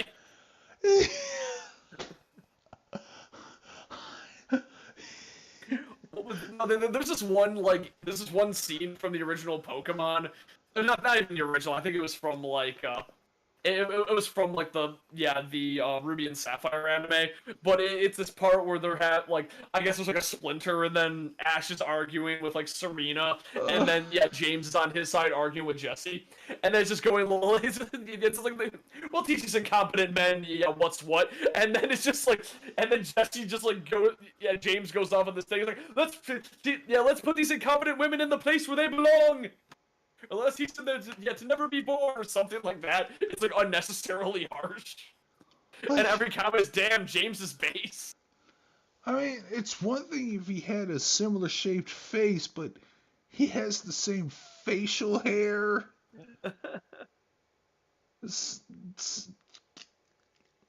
He calls everyone boss, which I probably would have done if I was a pro wrestler because I love Andre the Giant. Andre, yep. Yep. Andre's an icon, dude. I don't care what people say.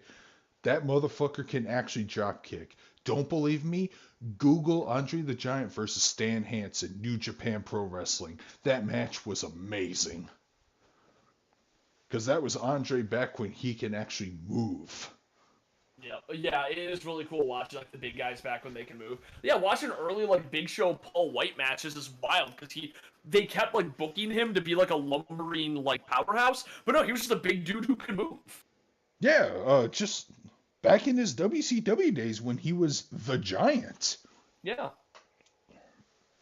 Also, watching like Hulk Hogan overseas matches is wild because you never see Hulk Hogan move like that. It's because of both Vince McMahon and Vince Senior's philosophy. Big beefy man. Well, it's like, hey, we want you to be as powerful without trying as much. Yeah. You know, because Superman wouldn't fucking do a Tatsumaki Senpu Kyaku on Deathstroke, would he? No, because if he pretty cool if he did. I mean, yeah, trust me, if I was to make a Superman film, I would pin him against some really tough guys and have him do some kung fu shit. Believe me. Yeah. You gotta have Superman go all out against somebody. That's why the World of Cardboard speech is great, even if it gets undermined like 3 seconds later. Yeah. I mean, yeah, that's the mentality. And yeah, Vice from King of Fighters is hot. Carnage. I'm gonna say, yeah, Vice is hot. Oh yeah, she always does that intro pose where she fucking meows like a cat. And which is weird, but I can get behind that if she's crazy like that. Well, that was my interpretation when I first saw her in Capcom vs. SNK. Yeah. Damn, bitch crazy. Maybe I do want to stick my dick in that crazy. No. Neil Patrick Harris, no. By the way, man. What? I saw YMS's full video on Matrix 4, your favorite movie. Oh boy. I should probably watch that. Watch it. What, does he love it? No, I just didn't know that everyone saw him as a fucking bald old hobo or something for some reason. Oh yeah, it barely even matters in the story, but yeah. Okay, it reminded me of one thing I wish I could fucking talk about. I know this game is over a decade old, but but I don't want to spoil it. I really don't. Could you send me what game it is?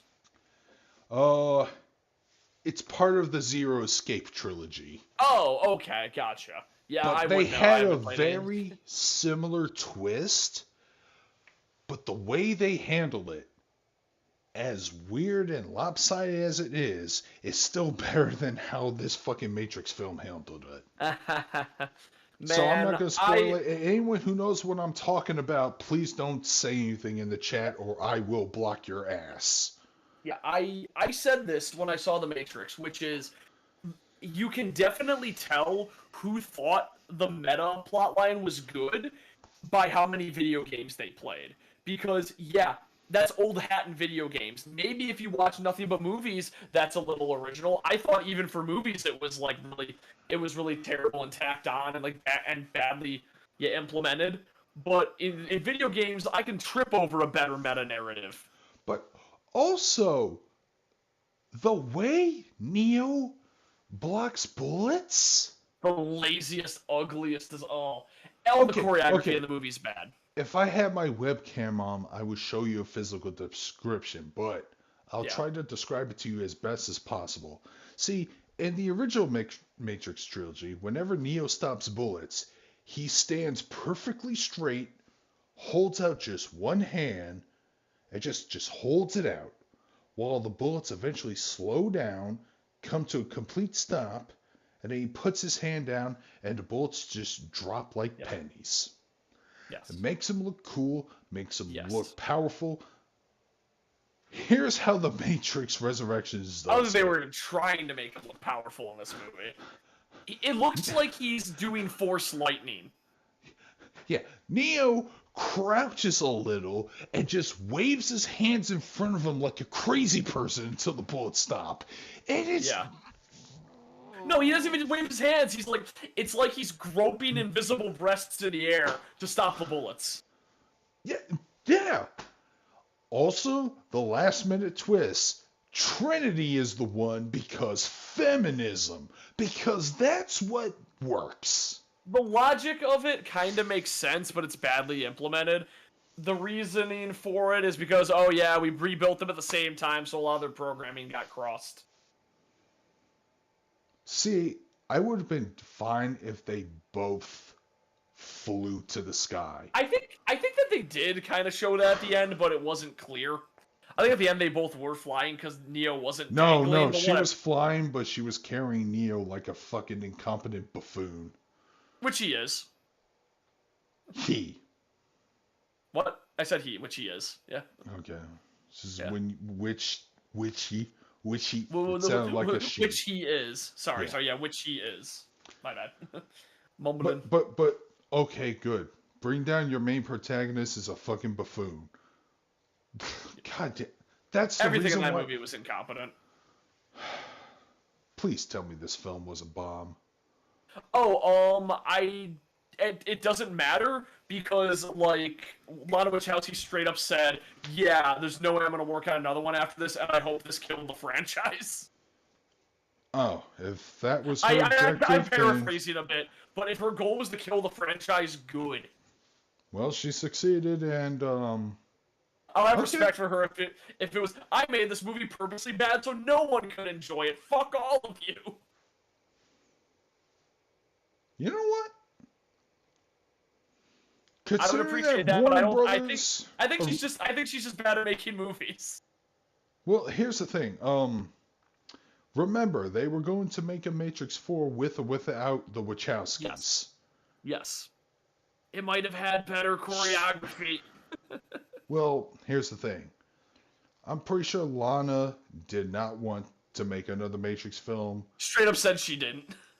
So and that's why I feel bad that I forgot the other. So she pulled a Tomino. She pulled a Tomino. Are you familiar with what I'm talking about? Tomino from Yoshiyuki Tomino, the creator of Gundam. No, I'm not familiar with what you're going to talk about then. Apparently, he was losing his rights to the Gundam franchise more and more over time. as more and more Gundam shows were made. Yeah. So he wanted to kill the franchise. He wanted to kill it. He just wanted to kill it to make sure nothing else gets made after this. Yeah. So he made Victory Gundam to be the most morbid, depressing. Hey, you like this character? Fuck you. This character's gonna die. So and so possible. When that happens. Oh, there's a TV trope for that. I want you to look it up. It's called End of Evangelion, basically. It's called Torch the Franchise and Run. Which is I gotta look up this page. Which is what Danganronpa did. And it was the best example of that ever! Goddamn Danganronpa, you nailed it! So, yeah. When people talk about meta-narrative, I'm like, yeah, I played Danganronpa V3. Shut the fuck up about your meta-narrative. It's not gonna be as good as that. So if Lana was intending to kill Matrix Revolution... she should have just made Danganronpa V3. No, because they would still ask for more. If it was successful... It would have been good, yeah, you're right. If it was successful by any means, Warner Brothers would, in their fucking fat chair, would be like, okay, make another sequel.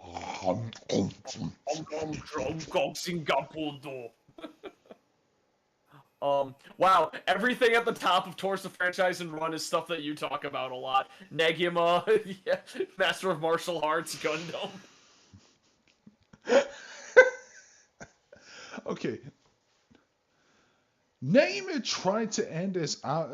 tried to give us as best of a closure as possible, but because of some government bullshit. By the way, I heard Akamatsu's running in the Senate, to which he has my full support. Sure, you made Love Hina the most overrated franchise of all time back in the mid-aughts, but you also made Negima, a series that I love so much I can't recommend to anyone because it still involves a 10-year-old boy fucking locking lips with his 14-year-old students. Anyways. I mean, if they're both underage, then I guess, but yeah, it's still weird. He's doing this in order to give them power. Don't worry, that's as far as it goes. Yeah. There's no actual smacks. But I mean, hey, Fate built an entire series on I need to feed you more mana with my dick. But oh my, you know what? Yeah, Dinosaurs was Towards the Franchise and Run. There's no way a revival of Dinosaurs could happen. Yeah. So yeah, if that was Lana's intent, then she succeeded, and I actually commend her for it. Yeah. Because I don't want to see my baby get fucking prostituted by another fucking asshole. Yeah. That's just my thoughts. And Warner Brothers is a soulless piece of shit organization. Case in point, Space Jam: A New Legacy. Yep. Oh my god, that film makes me want to puke. I can't be mad at that movie because it was so obviously soulless and bad. I'm like, yeah, that exists. I was kind of having fun with it. I'm like, wow, how bad and like bad and corporate can this get? Okay. Yeah. I appreciate that they have characters from like, oh god, what was it? There was Clockwork Orange. Was a nun. What? No, Clockwork. No, there's an even worse one. There's a character from like a movie that's like banned in the background. It's a nun. One sec. The devil. Yeah, the nun from The Devils. A nun from an X-rated movie called The Devils was in the background of the movie. Not even CG. This was a woman they dressed up as the character, meaning they had to cast somebody. But yeah, The Devils is a very controversial movie. If that sigh was too loud, ladies and gentlemen, it's because it's a sigh of frustration. I'm sorry. Throwing these fucking IPs in the front diminishes their value. Sure does. I don't know. This is why I like Vito Gesualdi, because I'm mostly in line with his opinions, except for Cuties? I don't know what I have to have a one-on-one with him. In fact, I'll see if I can, if possible. Because I believe before the film came out, he defended it for free speech reasons. And all I can say in response to that is, bruh, bruh. Bruh. And then the movie came out, and all I can say is, bruh. I didn't watch it. I saw a bunch of other people watch it, and they told me the same thing, and I'm going, oh, yeah, if I watch it, I'm going to jail. So, Yeah. and this is so, again, this is a guy who reads and enjoys Negima, not for those fan service reasons, for the storyline reasons. Trips Illustrated, Freddy. I read it for the articles, Daphne. I mean, I will say, hey, you know what a worse example than Space Jam 2, in my opinion, is Ready Player One, because Ready Player One wants you to take all of its reference fodder seriously. Oh, you know what Vito said about Ready Player One, the book? Oh, I mean, the book sucks too. I have it in front of me. I read it when I read it when I want to piss people off on stream. He said it's the worst book ever written since Mein Kampf. So, so I appreciate whoever put the Nun from the Devils into. Hold on. I need to take a pause break. Yeah. Yeah. My dad saw Ready Player One. Yeah. And he asked me about it. I heard the movie's better than the book, but it's still shit. Oh, I let him know, yeah, the movie's still better than the book. But I told him, no, I don't care. Okay, just because you throw in shit about video games and anime, whatever, doesn't mean I'm gonna like it. And that's the other thing, man. I don't like being patronized too. The idea of a character who is an otaku or making references, the fact that there's more and more of that shit flowing up ruins the magical value. Like, I don't know if you saw the Netflix show, High Score Girl. Talking about that today. It's like, okay. Yeah, that is how you do referential stuff right, because it exists in service to the setting. Yeah. And you're pulling such deep cuts and references and explaining them in a good way that it's like, good, you're not just paying lip service. You clearly know what you're talking about. And you still care because it's still a love story about this freaking gamer dorks who is in love with this rich, spoiled, borderline mute otaku girl who's also playing video games because she is escaping from her personal life struggles. Yeah. Yep. Yeah, I fucking love High Score Girl. I really do. I gotta finish it. I stopped after, I need to watch season 2. I watched all of season 2. It's pretty good. I'm reading the manga right now. I need to buy more volumes of it. And another example would be Genshiken, about a college club of otaku slackers, which also makes references here and there. Yeah. And it even has one. It's basically a better, more superior version than The Big Bang Theory. Let me advertise it to you like that. Yeah. Yeah, no, that's of otakus and one normie female character. Yeah. And who is detestable at first, but then she becomes the best character at the end of the series. I kind of like that she's meant to be like the outsider, where in stuff like Big Bang Theory, you're supposed to relate to the outsider girl.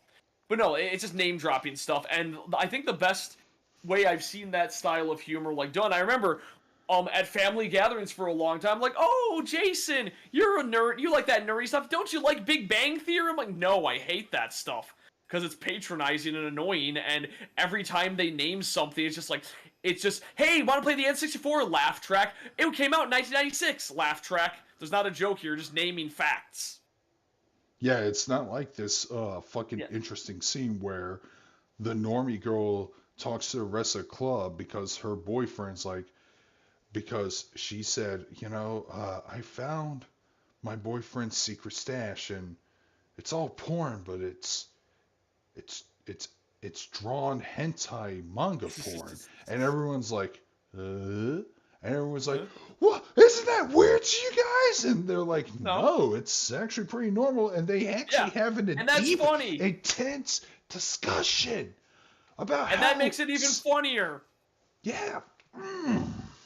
You know, I think a good example, again, Lucky Star.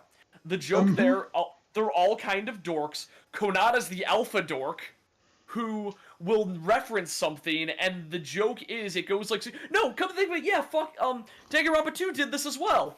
Where it's like, there's some huge dork referencing stuff that's super deep and no one understands, and the joke is that nobody understands it, but if you're an ultra dork like me, like, yeah, playing Danganronpa, I'm like, oh, I recognize all the games that Gamer Girl is talking about. Yeah, I know Work Time Fun. I know Trio the Punch. Okay. I'm looking up the list of her references. Funny thing about Lucky Star, I picked up Volume 1 of the DVD. I don't have the rest of the series, but I have Volume 1. And I was watching the first three, I forget, maybe it has 5 or 4 episodes on it, I can't remember.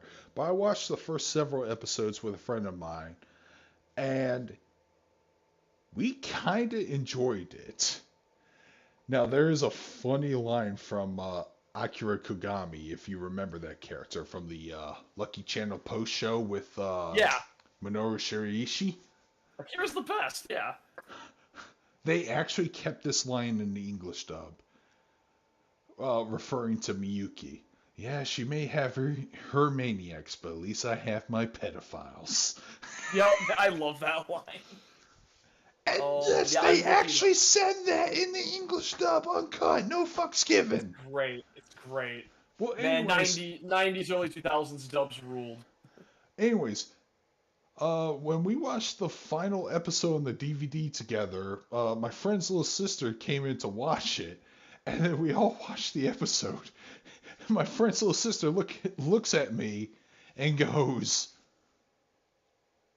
Billy, why do you like this show? Nothing happened. That's great. And I'm like, I don't know, it's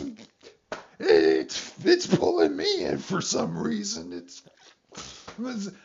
We had an argument, and keep in mind, my friend's little sister, she's also a bit of an otaku nerd. In fact, she's the only one who's interested in my DVD collection, because every time I pop something in there at their house, she would just watch it, including Street Fighter 2, the anime movie. Oh, she loved that film. But yeah, when it came to Lucky Star, she's like, what the flying French fried titty fuck? It's characters Lucky Star's talking. great, though. Yeah, they're talking about, and their conversations are amazing. I mean, Which end of the chocolate cornet do you eat? I don't know. I'm so invested. chocolate cornet face. Yep. Oh god, I love Konata screaming Shala and Shala. My favorite. Oh, they actually have a full version of that karaoke. I know. I would show that to friends all the time, and it was great. Wow, even the Danganronpa TV tropes page under the shout-out section didn't recognize that Chiaki was talking about work time fun. You know what's funny? I actually did have a chocolate cornet. Yeah. And the worst part is I might have been conned to buying one because I was like, I don't know if I'm gonna. Maybe later. It's like, Yeah. and the guy who sold it to me is like, dude, this is a limited item. If you don't get it now, you're not gonna get it ever. I'm like, fuck. Then you come back a year later, man, limited item, bro. Like, you said that to me last time. To be fair, I did haggle. I did haggle a store shop owner to get me a fucking a Gunpla kit of the Master Gundam with Funsaki for like $10 cheaper, and Maname Matt, who is a VTuber.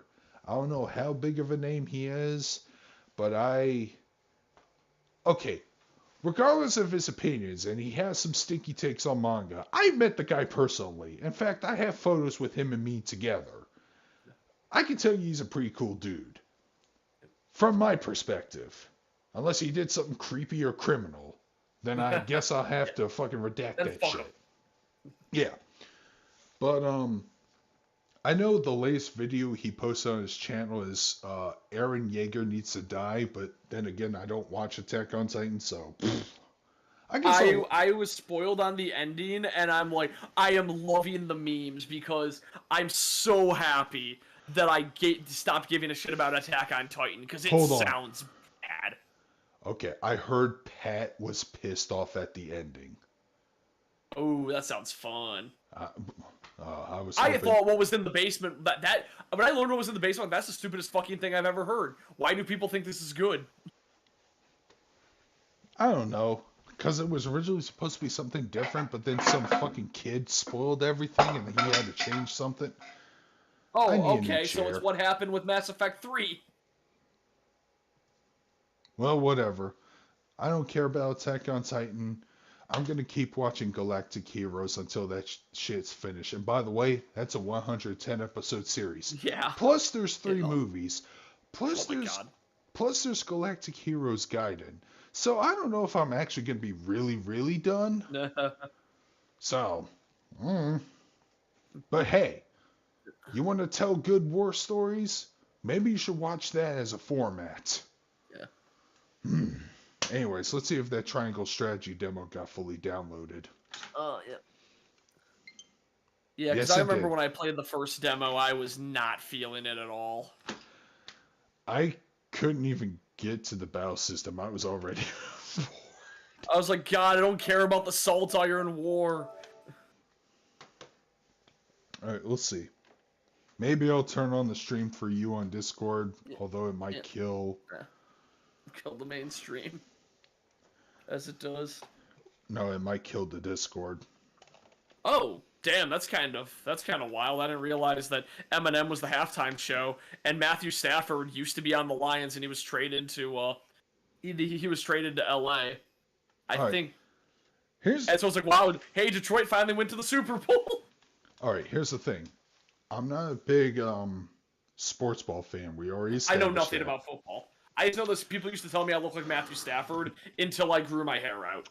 But when I walked into the bar earlier this evening, I managed to catch the opening ceremony. You know who was actually opening the Super Bowl? Who? If you smell. Oh yeah, we did see that on TV, and we're going. I hope The Rock fights both teams and just ends the Super Bowl right now. The last time he was on the field was the XFL. Yeah, that's the thing. Isn't him and his wife trying to build a new football brand right now, resurrecting the XFL? Yeah. That's the perplexing thing. Yep. Shouldn't... Allegedly, he's also supposed to be running for president, but I don't know what's going on with that. No, that was just some... Yeah, that was just people shitposting, but yeah. No, I was going to say, that was the plot point in his fucking Young Rock show on NBC. That's pretty funny, actually.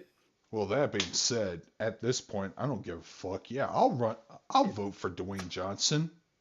I'll run for president. Fuck it. Yeah, fuck it. They're gonna use this podcast as a smear campaign. Have Mick Foley as your running mate. He's also like, who would vote against Mick Foley? Seriously. Nobody. Exactly. Exactly. I want Hulk Hogan as my running mate. Just No. powerbomb whoever. He's racist. Yeah. So that means I'd get the Republican vote. Nah. See, in terms of wrestling politicians, I wish I could say Glenn Jacobs, but apparently I hate that. How the fuck is he anti-mask?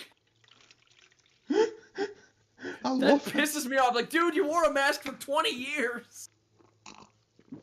You were popular. You were at your best with a mask on. Come on. Yeah, when you took the mask off, you started sucking, and I no longer cared about you. All right, let's see. I think I want Triple H as my running mate because he knows how to get his way to the top, but at the same time, he was cut off short with NXT 2.0. By the way, the good article was posted. Yeah, I did see that. I read it. I read it all. It's a great article. Let's see. Stone Cold Steve Austin, he's a relatable person, a redneck who likes to drink beer and do redneck shit. Yeah. You know what? Yeah, Steve Austin would be pretty good. But that being said, man, imagine having a debate with Dwayne Johnson, and he goes, Okay, yo, you just run promos on you all day. You can't win. which, by the way, that's what he did in the Super Bowl ceremony. He run Yeah, a I promo, saw that. and it was great. Hey, Canary Queen, But what's up? but here's the thing: I'm imagining Dwayne Johnson going, what is your policy on gun control again? Well, it doesn't matter. Matter what my policy is. You think you can control these guns? Just no, that'd be Hulk Hogan with his arm. They control these guns, brother. All right, let's see if I can turn on the stream for you. Yes. If not, I guess you'll have to deal with the delay, bitch. Oh, there it is. Yep. All right. Loading. Prologue demo. Yep. Oh, okay. Yep. I still haven't finished the Monster Hunter Stories 2 demo. I gotta finish the main game. I am very close to the end, but I kind of fell off. My character looks like a geekier fucking Nadia in that game.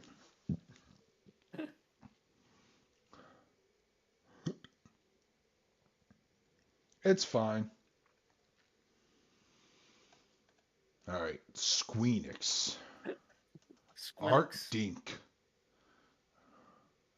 Unreal. Oh yeah, but we were just talking about Dwayne Johnson opening the Super Bowl and talking about like everybody who wants him to run for president. I don't think we should have celebrities run for president. We should find the most unknown person in the world and make them president because I'm sick of celebrities. To be fair, Barack Obama, I did not know who he was until he was running for president. Same here. I missed that. It was great. I want someone to come out of nowhere. Yeah, sure, you make a good president. I don't know who you are. Okay, so this opening menu was just this Reed Schwarzer looking motherfucker just walking. Yeah, just ain't nothing gonna break my stride. Nobody gonna slow me down. Thank you for your download. This is a pre-release version of that compromises chapters 1 through 3 of the main story. Unit levels in a demo cap at 5. Battles that would challenge your convictions will rate in the realm of Norzelia. We hope you enjoy. I'm assuming one chapter's like one combat encounter. Yo, the Puppy Bowl rules. I missed it this year and I feel bad. Yo, Team Fluff win or Team Rough? I'm always about Team Fluff. I'm gonna play this on easy for now. Because I don't want hardcore challenges because I'm too inebriated. On the faraway continent of Norzelia, 3 mighty powers reign. Okay. You still here? Uh-oh. Sounds like my Discord farted.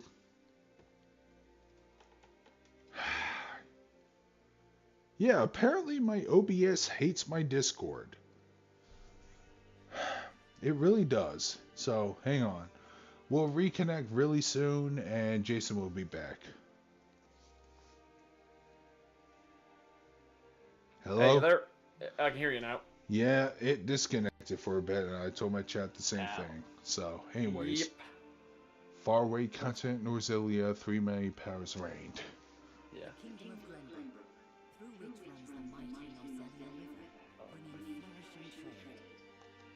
The Grand Duchy of Esfrost, a land of ice and snow beneath which slumbers rich veins of iron. Okay. Oh yeah, I was gonna start playing Dark Souls.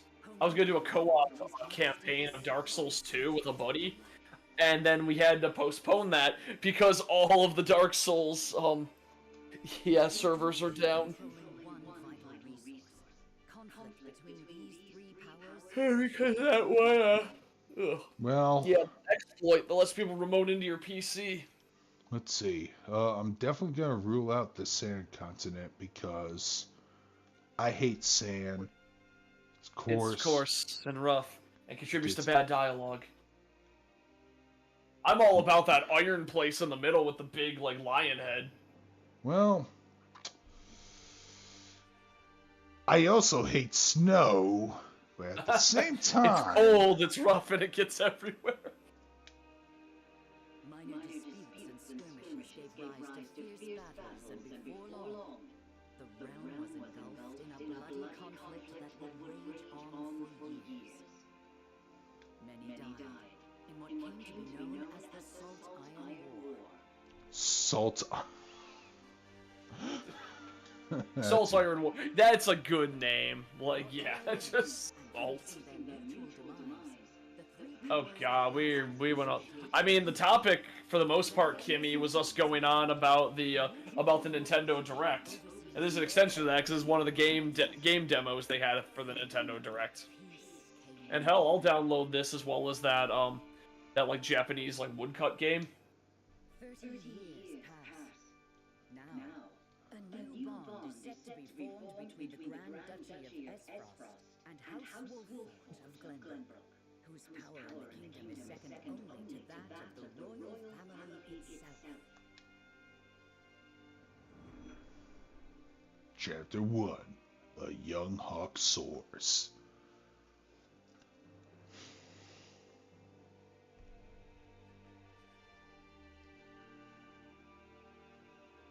But man, who knew that Kirby could halfway swallow an Evangelion and... Kirby has been shown to be able to eat entire galaxies, so I don't know why a car would fill up his mouth. It's just an excuse for a new feature mechanic. It's just an excuse for a new fetish mechanic. Good morning. Congratulations, my lord. The future of Wolfort is looking brighter than ever. Good morning, I'm a child. See, this is what I want to remaster Suikoden 2 to look like. Yeah. I love this art style though, this like kind of 3D like sprite stuff. Yeah. Yeah, I love this visual too. I should really get around to playing Octopath Traveler like I keep saying I'm going to. So, you were here after all. Okay. 2D characters and NPCs, 3D backgrounds. That's how it should be. That is Chantalise. Benedict. As well as, what the fuck is that name of that one Ninja French Strider series? Strider? Yeah, Strider but, for the PS1. I have been, since I did play Reciteer on stream, I was thinking back to Chantalise, and Chantalise is weird because it looks like N64 environments, but the characters look like they're from Super Nintendo. It's really interesting. This is a momentous day, not merely for our domain, but for all of Glenbrook. That's a little weird trying to change my shift in the morning. Yeah, I did take some time off work, and I am going back to work tomorrow, so that's gonna suck. But you must consider your betrothed's lineage. Actually, I don't know if Magus is still here with us. And oh no, he's No, not. I don't think so. In fact, the viewership died down a bit. Yep. Yeah. Yep. Everybody hates triangle strategy. All my homies hate triangle strategy. What I do know is that the people rejoice for us and harbor hope for the future. As the future lord of House Wolfort, I must rise to the occasion. Fine resolve, my lord. As House Steward, I will do all in my power to assist. You should accept your flaws like me. You've accepted your flaws? No, I've accepted yours. Father's right-hand man. Thanks, Asuka. Shall we head to the court then, my lord? Look, he even does a time. The shadows. So soon. I had thought we would have more time. This game is gorgeous. I wish more video games look like this. Yeah. I just always kind of imagine we hit a point where where a lot of games would sacrifice graphics for really good performance, and we get like a stream of like stick figure games that have like beautiful particle effects. You mean like Xiao Xiao from Newgrounds? Yep, that's exactly what I was thinking of. Or that one GIF of the stick figure trying to open the door that everyone's seen, which is one of my favorite GIFs ever.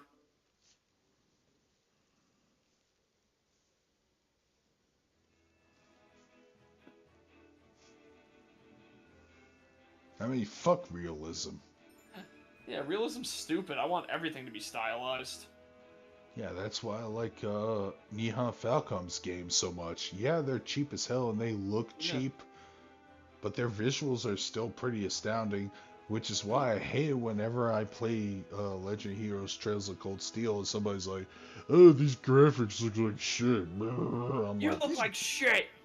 I'm like, yeah, you look like shit and your mom hates you. And then he's in the corner crying because, yeah, he's been physically abused by his mom, but you know what? I don't care. Welcome to my sense of humor, man. I need to see if I can submit an audition to Psychic Pebbles or the other guy so I can actually provide a voice. Yeah, I want to do a voiceover role for Smiling Friends. I could do something, I don't know. I mean, I don't know. I mean, yeah, just do whatever. Just put me in as just making some dumb sound effects. Yeah, I could do that. I could do this. I could make fun of singers from late 90s to early 2000s. You know, when they all sound like this.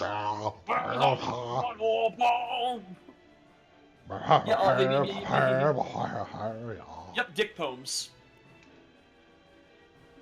That is what Chris Hardwick labeled them as. Oh, really? It was dick poems. It was basically a bunch of dude bros would find songs that's like, would just have like Stained or like whatever bands sang like that, and it was just like a bunch of dude bros who can't express their emotions would give it to their women, go, this is how I feel, and if my dick could form could talk, it would sound like this. Oh, that's Chris Hardwick's for sure. Yeah, I love Chris Hardwick. You know, people still sing like that, and I'll give you an example. Yeah. You know Big Show, right? Yeah. Well, he's in AEW, and he's still Paul White. You know what his ring entrance is? Is it that same Big Show theme again, or no? Sorta. It still opens with, well, the big nut! But That image.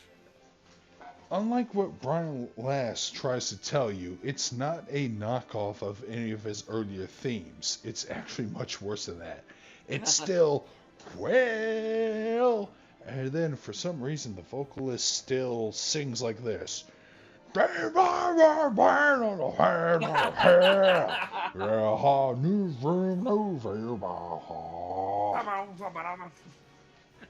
just thinking about this old video of like every Disturbed song, and it's a guy going like Disturbed's greatest hits, like mana mana mana mana mana mana mana mana mana mana, and who can forget mana mana mana mana mana mana mana mana mana mana, and because all their songs just sound like that. Well, for the record, I still kind of like some Disturbed, except for I Down do with too. the Those were all Sickness. actual Disturbed songs I like. So I prefer the edited version as Down with the Sickness. Oh my god, god damn yeah, it. because him going on with that like annoying mommy speech is so I can't stand it. Wow. Okay, so the animators of this fucking Hubword map went the extra mile to make this river as glistening and glittery as possible. That is a pretty river. Yes, I did capture the debut Keith Lee, and my response is, let's see if Tony Khan doesn't fuck it up, because he's fucked up debuts in the past. He fucked up Ruby Soho, he fucked up Jay Lethal. I thank you for the escort. You are And you know what, Matt? I do like anime art style with badass giant robots and heavy metal music. Let's go. Hey, what if we make a real robot anime where the women turn into giant robots? Works for me. Yeah, I'm gonna do that right now, because... By the way, when I played that Robotech Tabletop RPG at MechaCon, the guy hosting it, he's like, okay, if you guys don't know what Robotech's all about, um, I forgot how he described it, but he said this one thing. He said, well, it introduced us to giant anime women, so that's a plus. You know what? He's right. Dude, Miria Sterling is pretty sexy when she's fucking 20 feet tall, so yeah. Fuck yeah. Big. Big. He will be along shortly, no doubt. If I have heard true, he is not the type to keep a lady waiting. By your leave, then. How about a Zentradi so fast she can't fit into that fucking micronization pod? It'll be funny. I shall work That hard appeals to you. and for my Yeah, you know what? I'm gonna throw in some extra money towards particular artists on Twitter or DeviantArt to say, yeah, do that. Just be like, she tries to get into micronization, but oh no, her ass and fucking love handles are too big. Oh no, the ass too big. Like, Can't handle the ass. well, that's Go Danner. Tiffany Grant's character, she tried to slip into a fucking super robot or something, and her ass got in the way or something. I'll try to find that clip for you. Alright. Ugh. God damn it, am I gonna fucking fight something? I mean, these visuals are impressive. I love them. Yeah. Oh my god, It's the like, water. The water When is are we beautiful. gonna get to the fighting factory?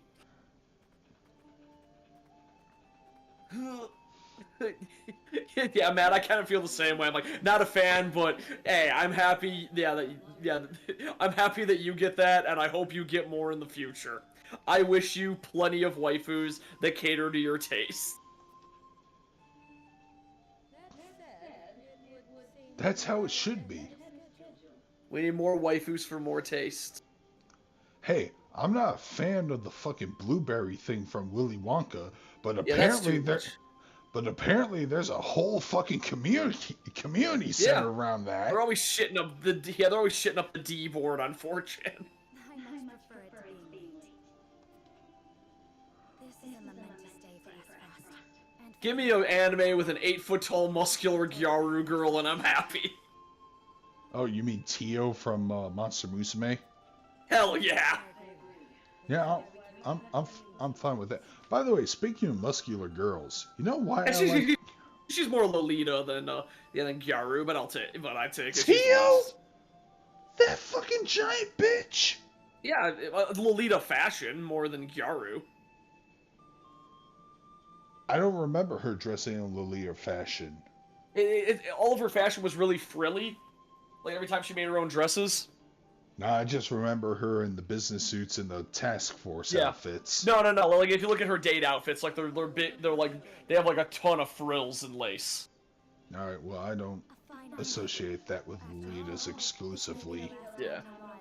Well, I mean, it's closer than Gyaru. Gyaru is way different.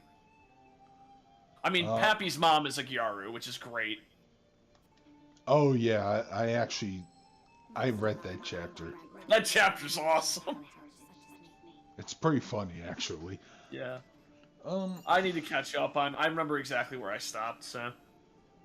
I think I'm still on the farm. Yeah. The farm chapter is really long, and he did take a lot of breaks working on the farm. It's like, I don't know.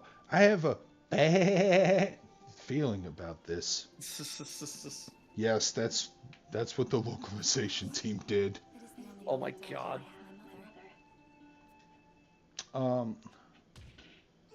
I'll be back in 1 sec. I do have to use the bathroom. Oh wow. Somebody died when you need to take a piss.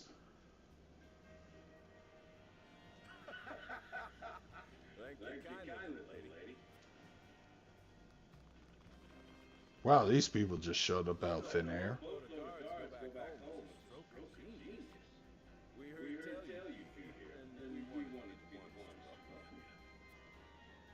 winds of fortune are blowing today, aren't they? Brigands! Stand back, I shan't let them.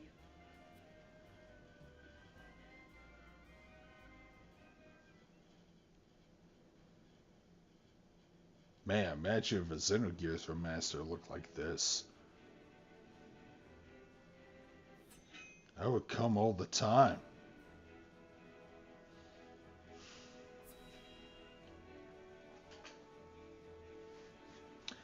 Alright, let's see.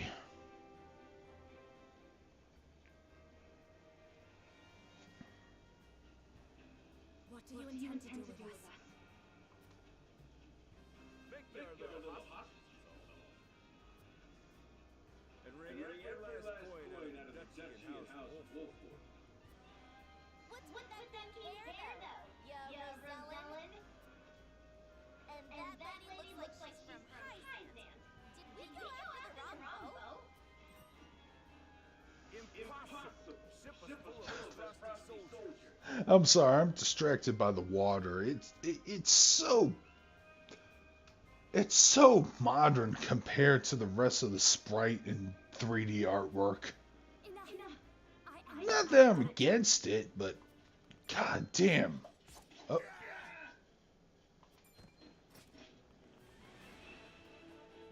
Have you bandits no shame? Attacking two innocent women? wait, why would you just rush? And just who in the hell are you?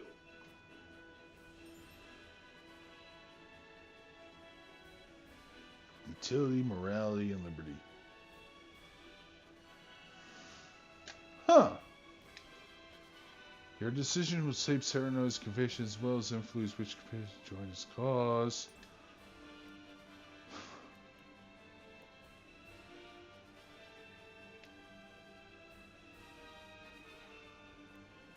Well, there's no reason to make choice 3, maybe 1 or 2. I could be nice and peaceful, but I doubt those assholes would actually... Yeah, I doubt they'll surrender easily. They think they have us outnumbered. So I'll rule it out with choice 1. Who are you exactly? A band of common brigands from the looks of it.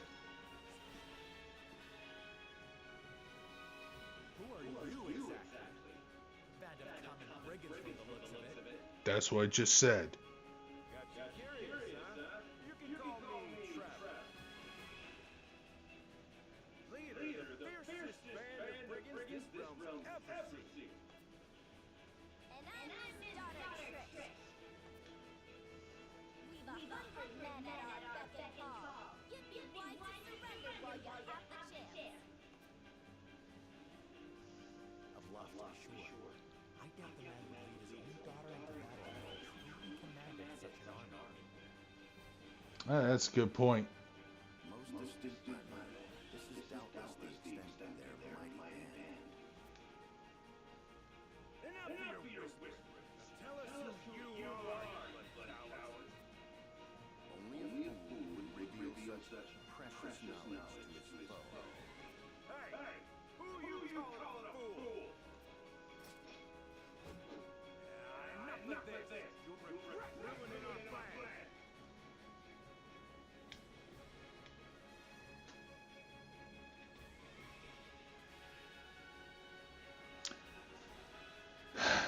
I don't know. I think Tony Khan's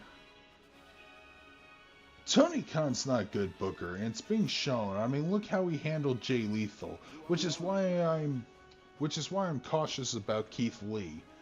I'm glad he's working somewhere, but at the same time, he could be misbooked into oblivion.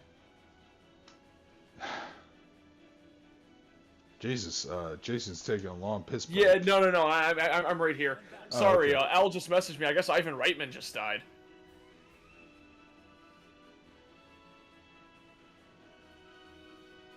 I'm slowly putting my glass on the ceiling because I don't want to spill it. Yeah. Are you...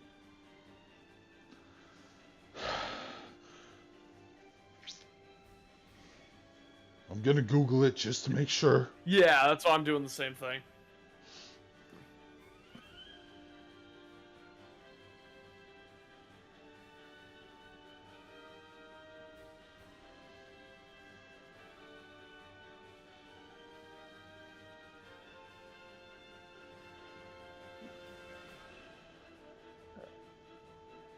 Yeah. 17 minutes ago. God damn it. Losing everybody.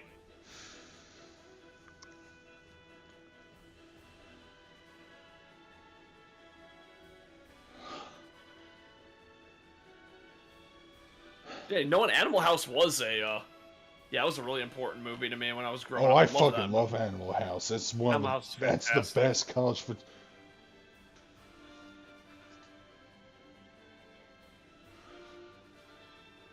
Wow. That just makes Ghostbusters Afterlife hit even harder. Yeah, sure does. Oh.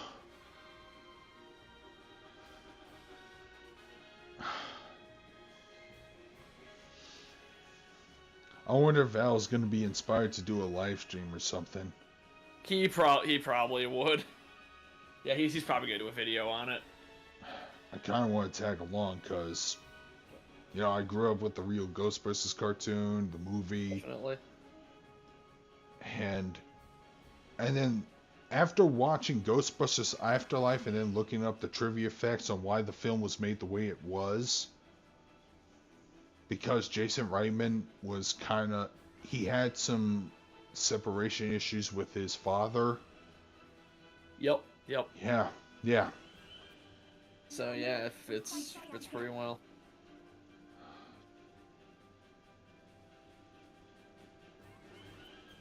I brought this upon us at my indiscretion. Pray amend that.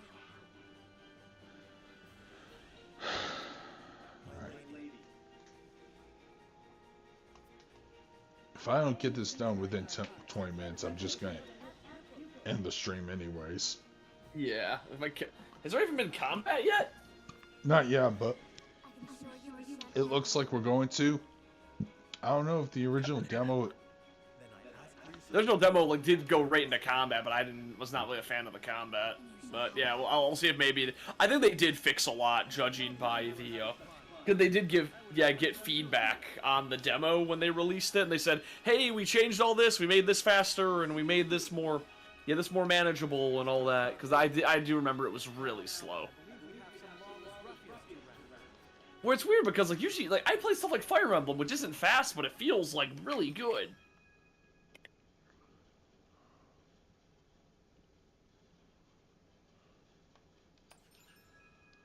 All I know is that the main protagonist looks like Reen Schwartzer from Trails of Cold Steel 2 specifically. Yeah, you're saying that.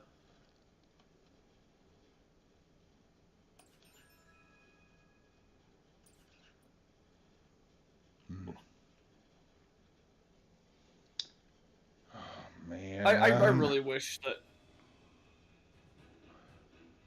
that.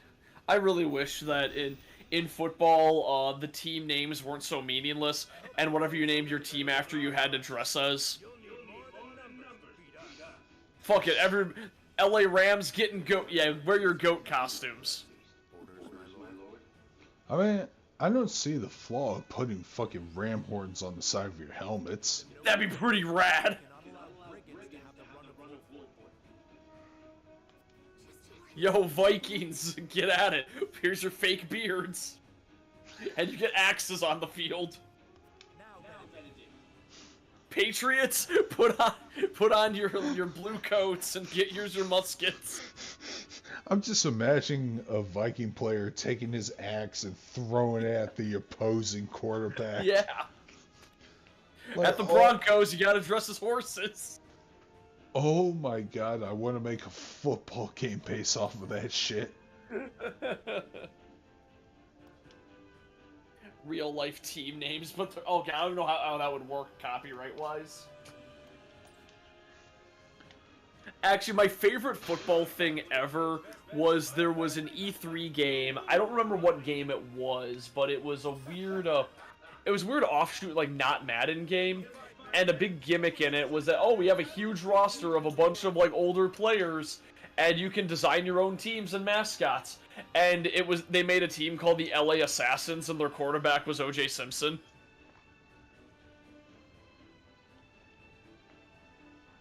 And their mascot was a hooded figure with a knife. I'll see if I can find that, because I remember it was really funny.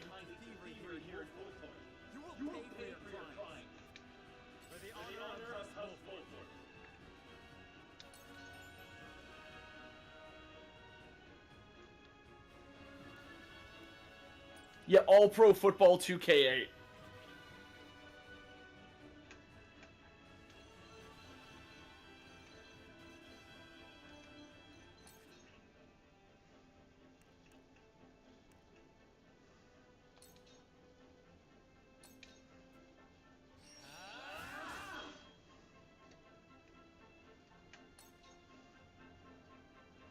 You think you're all high and mighty, huh? Well, we'll show you we're no slouches ourselves. Point at 'em.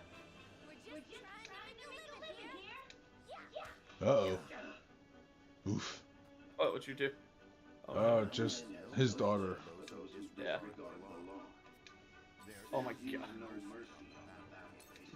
Oof. I like the name Trish. It's a fun name. One of those names that sounds modern but really isn't.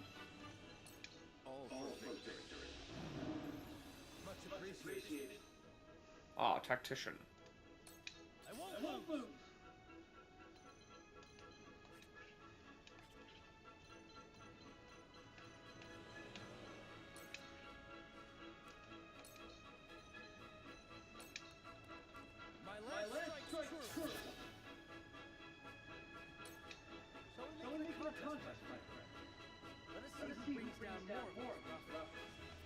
Yeah, let's do that.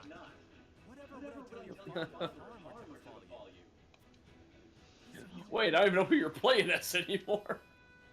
Well, I was the horse guy a second ago. Yeah, okay, so yeah. I thought he was on the other team.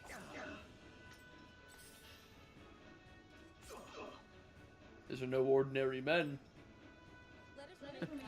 Class ordinary man.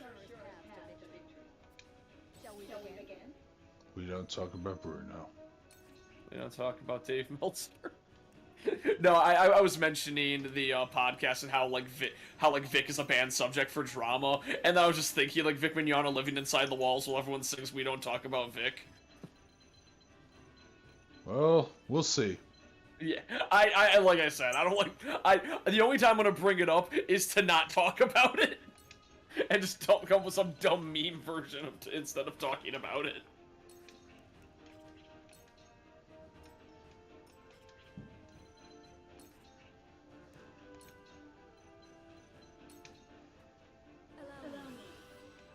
Alright, cure his wounds.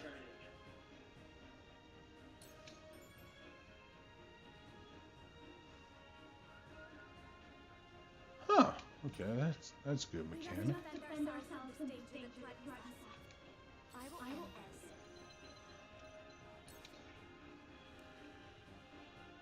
Ooh.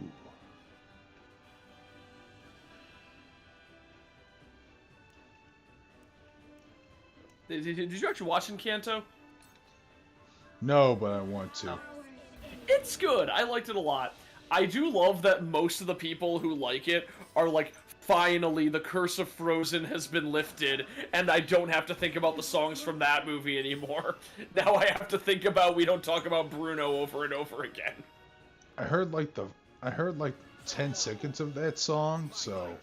All the songs are a bop in that movie. I honestly think that But everyone talks about we don't talk. Ironically, we don't talk about. It's the most memeable song. Also, there's a lot of cool stuff going on. Honestly, my favorite is Louisa's song, "The Muscle Sister." What the hell's the name of her song? Something Pressure.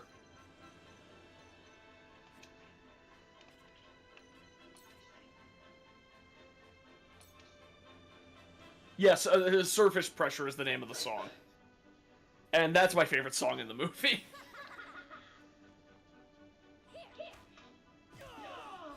Uh-oh. Oh, shit.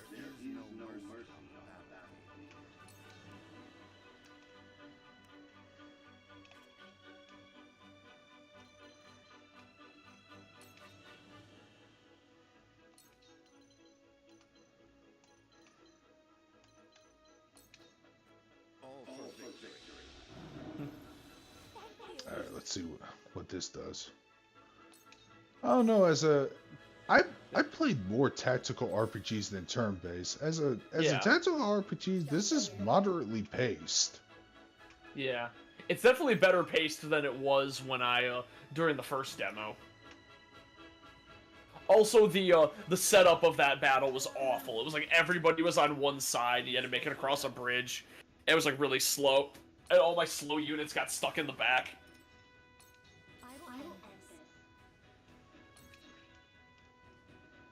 There's like a weird exploration thing going on where it's like you would move around on the overworld, but it was all like using the turn-based controls, and it felt just weird. Alright, burn these fucking jabronis. Woo! I would love if that was a command in the game, burn these jabronis.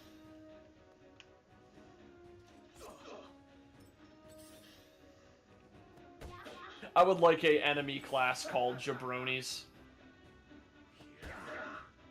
Yeah, I do know the big gimmick in this game is that when you smack an enemy, your like sprite gets moved back slightly, and if it bumps into another character, you can combo with them.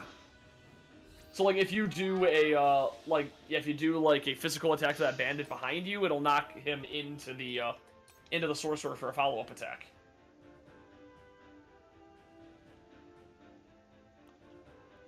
Like I just saw on the delay. Apparently there's a spoil system in the game. Oh yeah, loot. Right. Oh, fuck me sideways. I am a fan of tactical games, I will say that, but it takes they're either something I play like I'll play like on my downtime or get like really really into if they're good. Like I like Fire Emblem Three Houses a lot. I still need to play the DLC.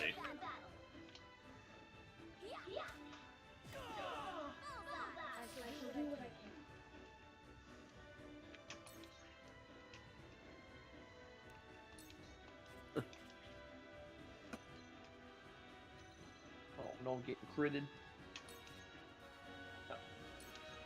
Oh. I have not been following the Olympics at all. Me neither. The only time I followed the Olympics was when, Michael Phelps was destroying like every swimming record known to man. Get me some weird genetic freak like that who destroys the competition. Yeah, I'll be invested again. You know, they say that all men are created equal. You take a look at me and take a look at Smo Joe. Take a look at me and take a look at Michael Phelps. You'll see that's not true.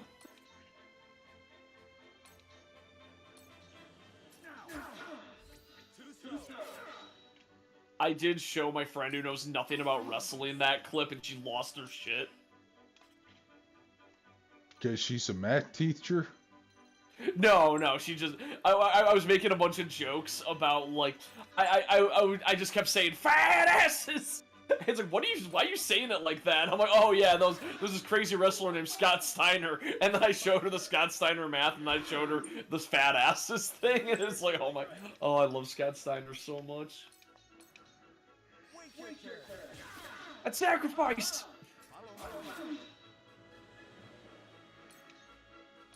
You look at me, look small Joe. It's like 50% chance winning, but I ain't normal. I'm a genetic freak.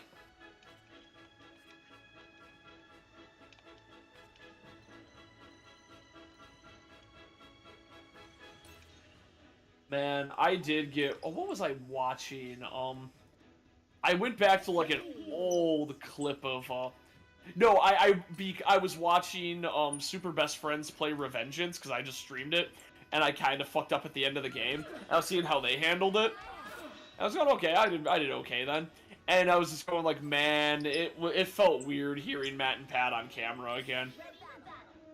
With their old shitty microphones. I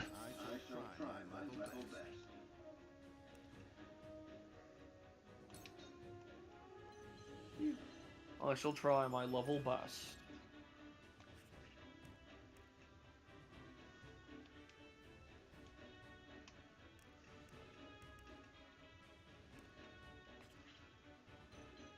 Yeah, usually when I'm playing D&D and like a battle gets like this, I try to like keep the fight interesting by having like team up attacks and shit. It's kind of what I'm doing. Yeah.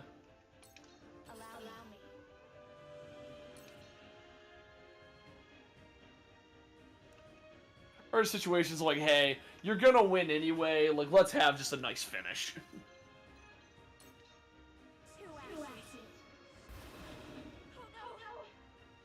I do remember the thing that we did all the time in one of my tabletop campaigns was, yeah, like, yeah, like, the DM noticed that all we would do is we would, like, try to handle it normally, and then we would, like, things wouldn't be going well, so we just have some insane gambit. Hook the son of Taz?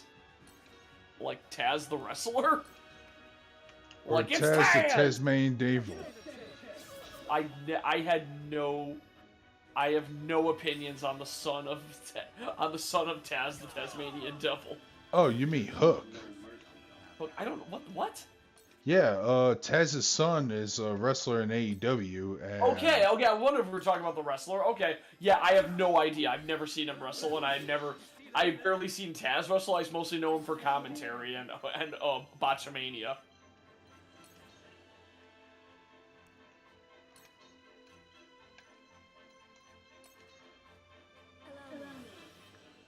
Kill this motherfucker.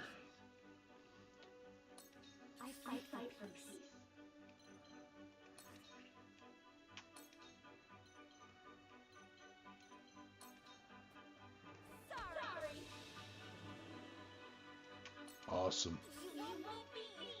Always do like in game. I mean, yeah, maybe it's not that satisfying, but sometimes in games where you're like in a situation where it's like, well, there's one person left. We can either finish them off or they can like surrender.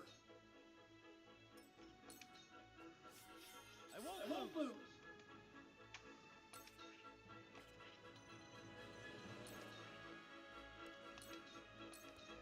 Yeah, I don't know what Hook Taz's son looks like or how he wrestles. So, like I said, I get all my news of wrestling through Botchamania.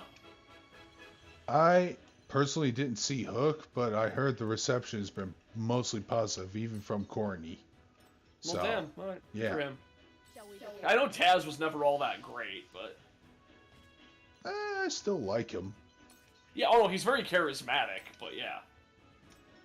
Well, sometimes if your ring work ain't that good, I can Yeah, make forgive up you for if the you're charisma. charismatic enough. Exactly. Burn, you bitch. Yeah, stirred. This feels atypical. Yeah. It's not something that makes me go, oh my god, I need to play this right fucking now, but the visuals are fantastic. It's It's pretty and it looks competent. There hasn't been anything that grabs me though. Yeah, I feel the same way. If I didn't have a backlog already, Yeah. I'd be playing this. Mm-hmm. But I still need to play Trails of Cold Steel 4, Yeah. Digimon Cyber Sleuth Hacker's Memory, Lost Judgment. What else? Play Bloodborne PSX. So, well, the game's like about 3 hours long, but I got lost a lot, so it was 6 hours for me. By the way, when you start up Bloodborne PSX, does it actually open with the PlayStation boot up sound? Yup. Good. It's so good. I love that. That was the one. Usually, when I start up a stream, I'm on the start menu. But when I was testing the game, that happened. So I'm like, oh fuck! I am not gonna let the. Yeah, I am not going to let have this game started up on stream already. I need to show everybody that startup screen. We're a bunch of no good thieves. At least they know when they're in over their heads. Yeah, but goddamn, that game's fun. Yeah, I'm not. Oh yeah, I didn't quite explain what the game covers. So it is a full experience. You fight. It's the first area of the game, and then once you go to that, to like head to the next area, you get a new situation happening, and it ends with a completely original final boss. And they also horribly buffed the most annoying enemy in Bloodborne.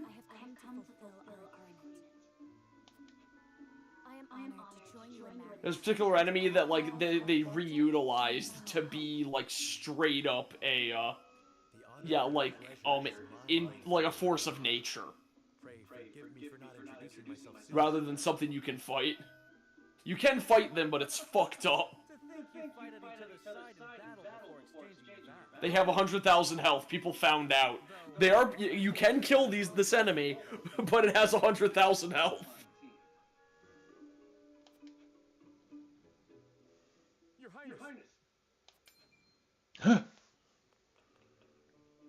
Here you are. So there's videos of people fighting them for 40 minutes.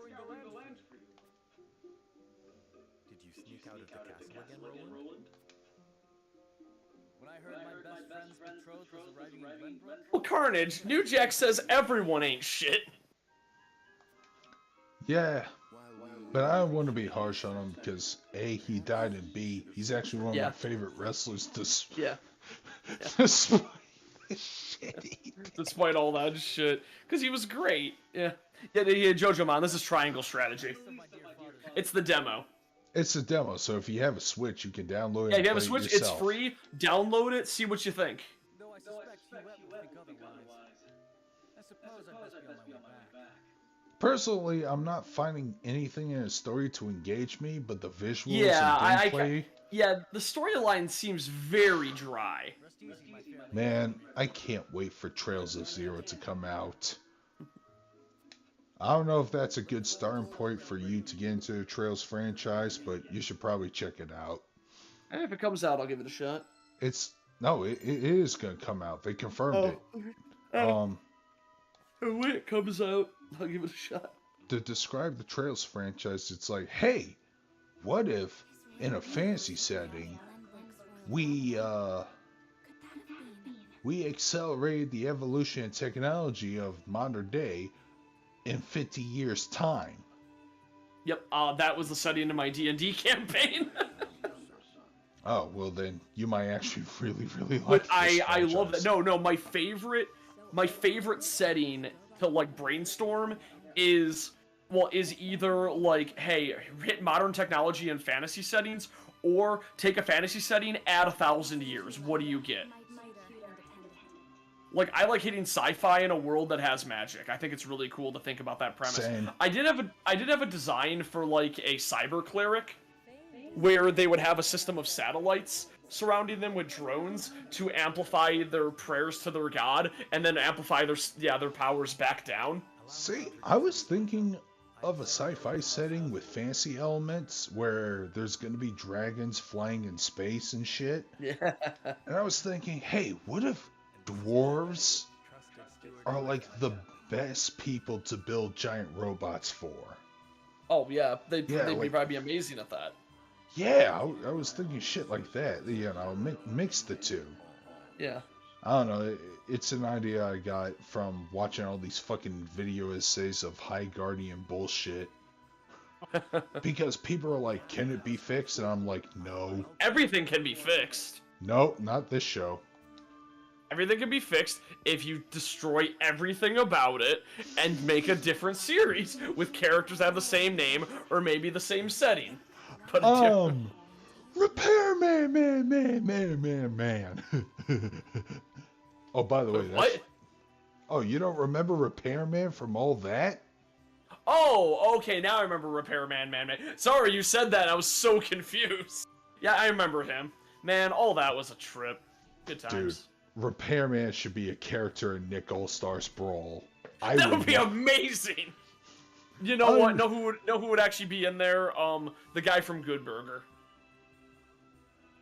They'd be a fun tag team. Okay, I guess I'll go for choice B here. Yeah. God, these choices are so, like, diplomatic. That's fine, because it's like, okay, how would you respond to this, realistically speaking? Yeah. You flatter me, Lord. I think maybe my patience is kind of weird, because I do like more over-the-top stuff. I say, like, sometimes mature storylines are good, but I'm like, I like them smaller rather than like Same. huge, like, kind of huge like political discussion with like entire countries going on, or kingdoms. Or what about political discussions in just a small city, like in every Yakuza game? That I love. If Yeah. it's between people rather than between nations, I enjoy it a lot more. So you admit that J.J. Abrams is the worst storyteller of all time? Oh, he's garbage. Thank you, Benedict. It would be my honor. Yeah. See, Well, I mean, oh yeah, the character's name was Ed. Yeah, the guy from Good Burger. yeah, Ed from Good Burger. Ed, yeah. Kel Thompson? No, that's Keenan. Yeah, it was Kel Keenan and Mitchell. Kel Mitchell. Kel Mitchell, yep. And Keenan Thompson. And Kel Mitchell. You know the I worst know part is? Yeah. I saw some video on YouTube where somebody actually asked, because apparently they had a fallout or something, and Kel was actually being positive and optimistic. He's like, hey, he doesn't talk about me or whatever. Hey, I'd like to imagine he still talks like that. Well, he does. That's amazing. But at the same time, I'm like, oh man, I hope he's not hurting in the inside. I do too. He seems like that, like, kind of like immature. He seems like he should be part of the Jackass crew, like one of those guys. And like Keenan is just like too highbrow for him, which is sad. But that's why their comedy worked so well together. Well, to be fair, Jackass needs a token black guy, so. Oh, it has one now. Oh. The new one. Actually, I just saw Jackass Forever this week. Yeah, sorry, I should have talked about that. But there's a new guy on there. Damn it, I forgot his name. But he brings his dad on, and his dad is like kind of the new Phil, but he looks like New Jack. Like he's like this old black dude who like ran with gangs for years, has clearly been in and out of prison a bunch. And nobody calls him by his real name, they call him Dark Shark. And so his son is one of the new guys in Jackass, and they had a moment where Chris Pontius and his dad were in a tarantula battle where they both put like fish bowls on their heads with a tube connecting them, and put a tarantula in the middle. They had to scare the tarantula away with their breath, and then the loser had to get bit by the tarantula, and he had a severe fear of spiders. Anyways, now's a good time to wrap the shit up, isn't it? I think so too. Yeah, I'm pretty tired. Anyways, let me see what the Super Bowl results are. Oh, LA wins. The Rams. So yeah, Matthew Stafford won the Lions win the Super Bowl. Well, that being said, I do feel bad for Brian Pillman's son.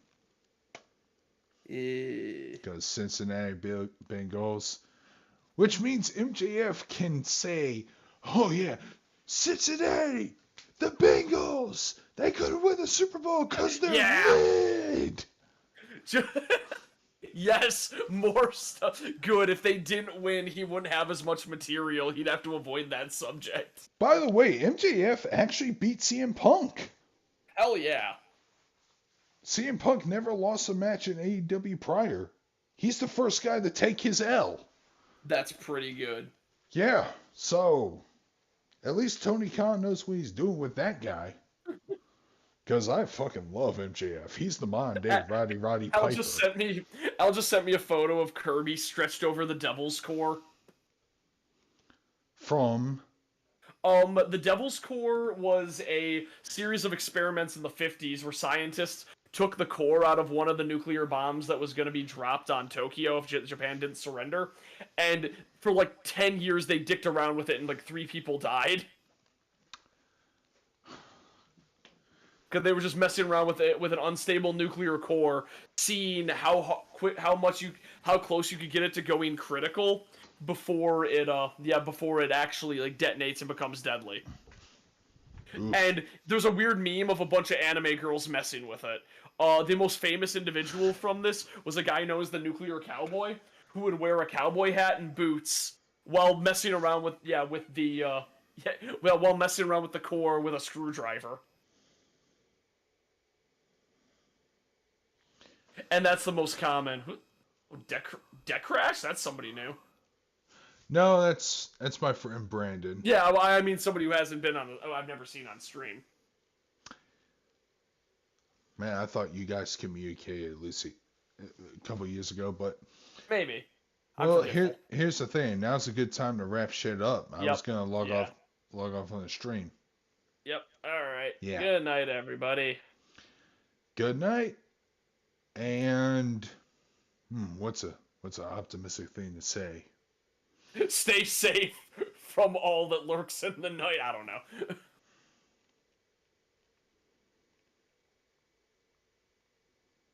Have fun, but not too much fun. No, I can do better than that. Have too much fun. Yeah. I don't know.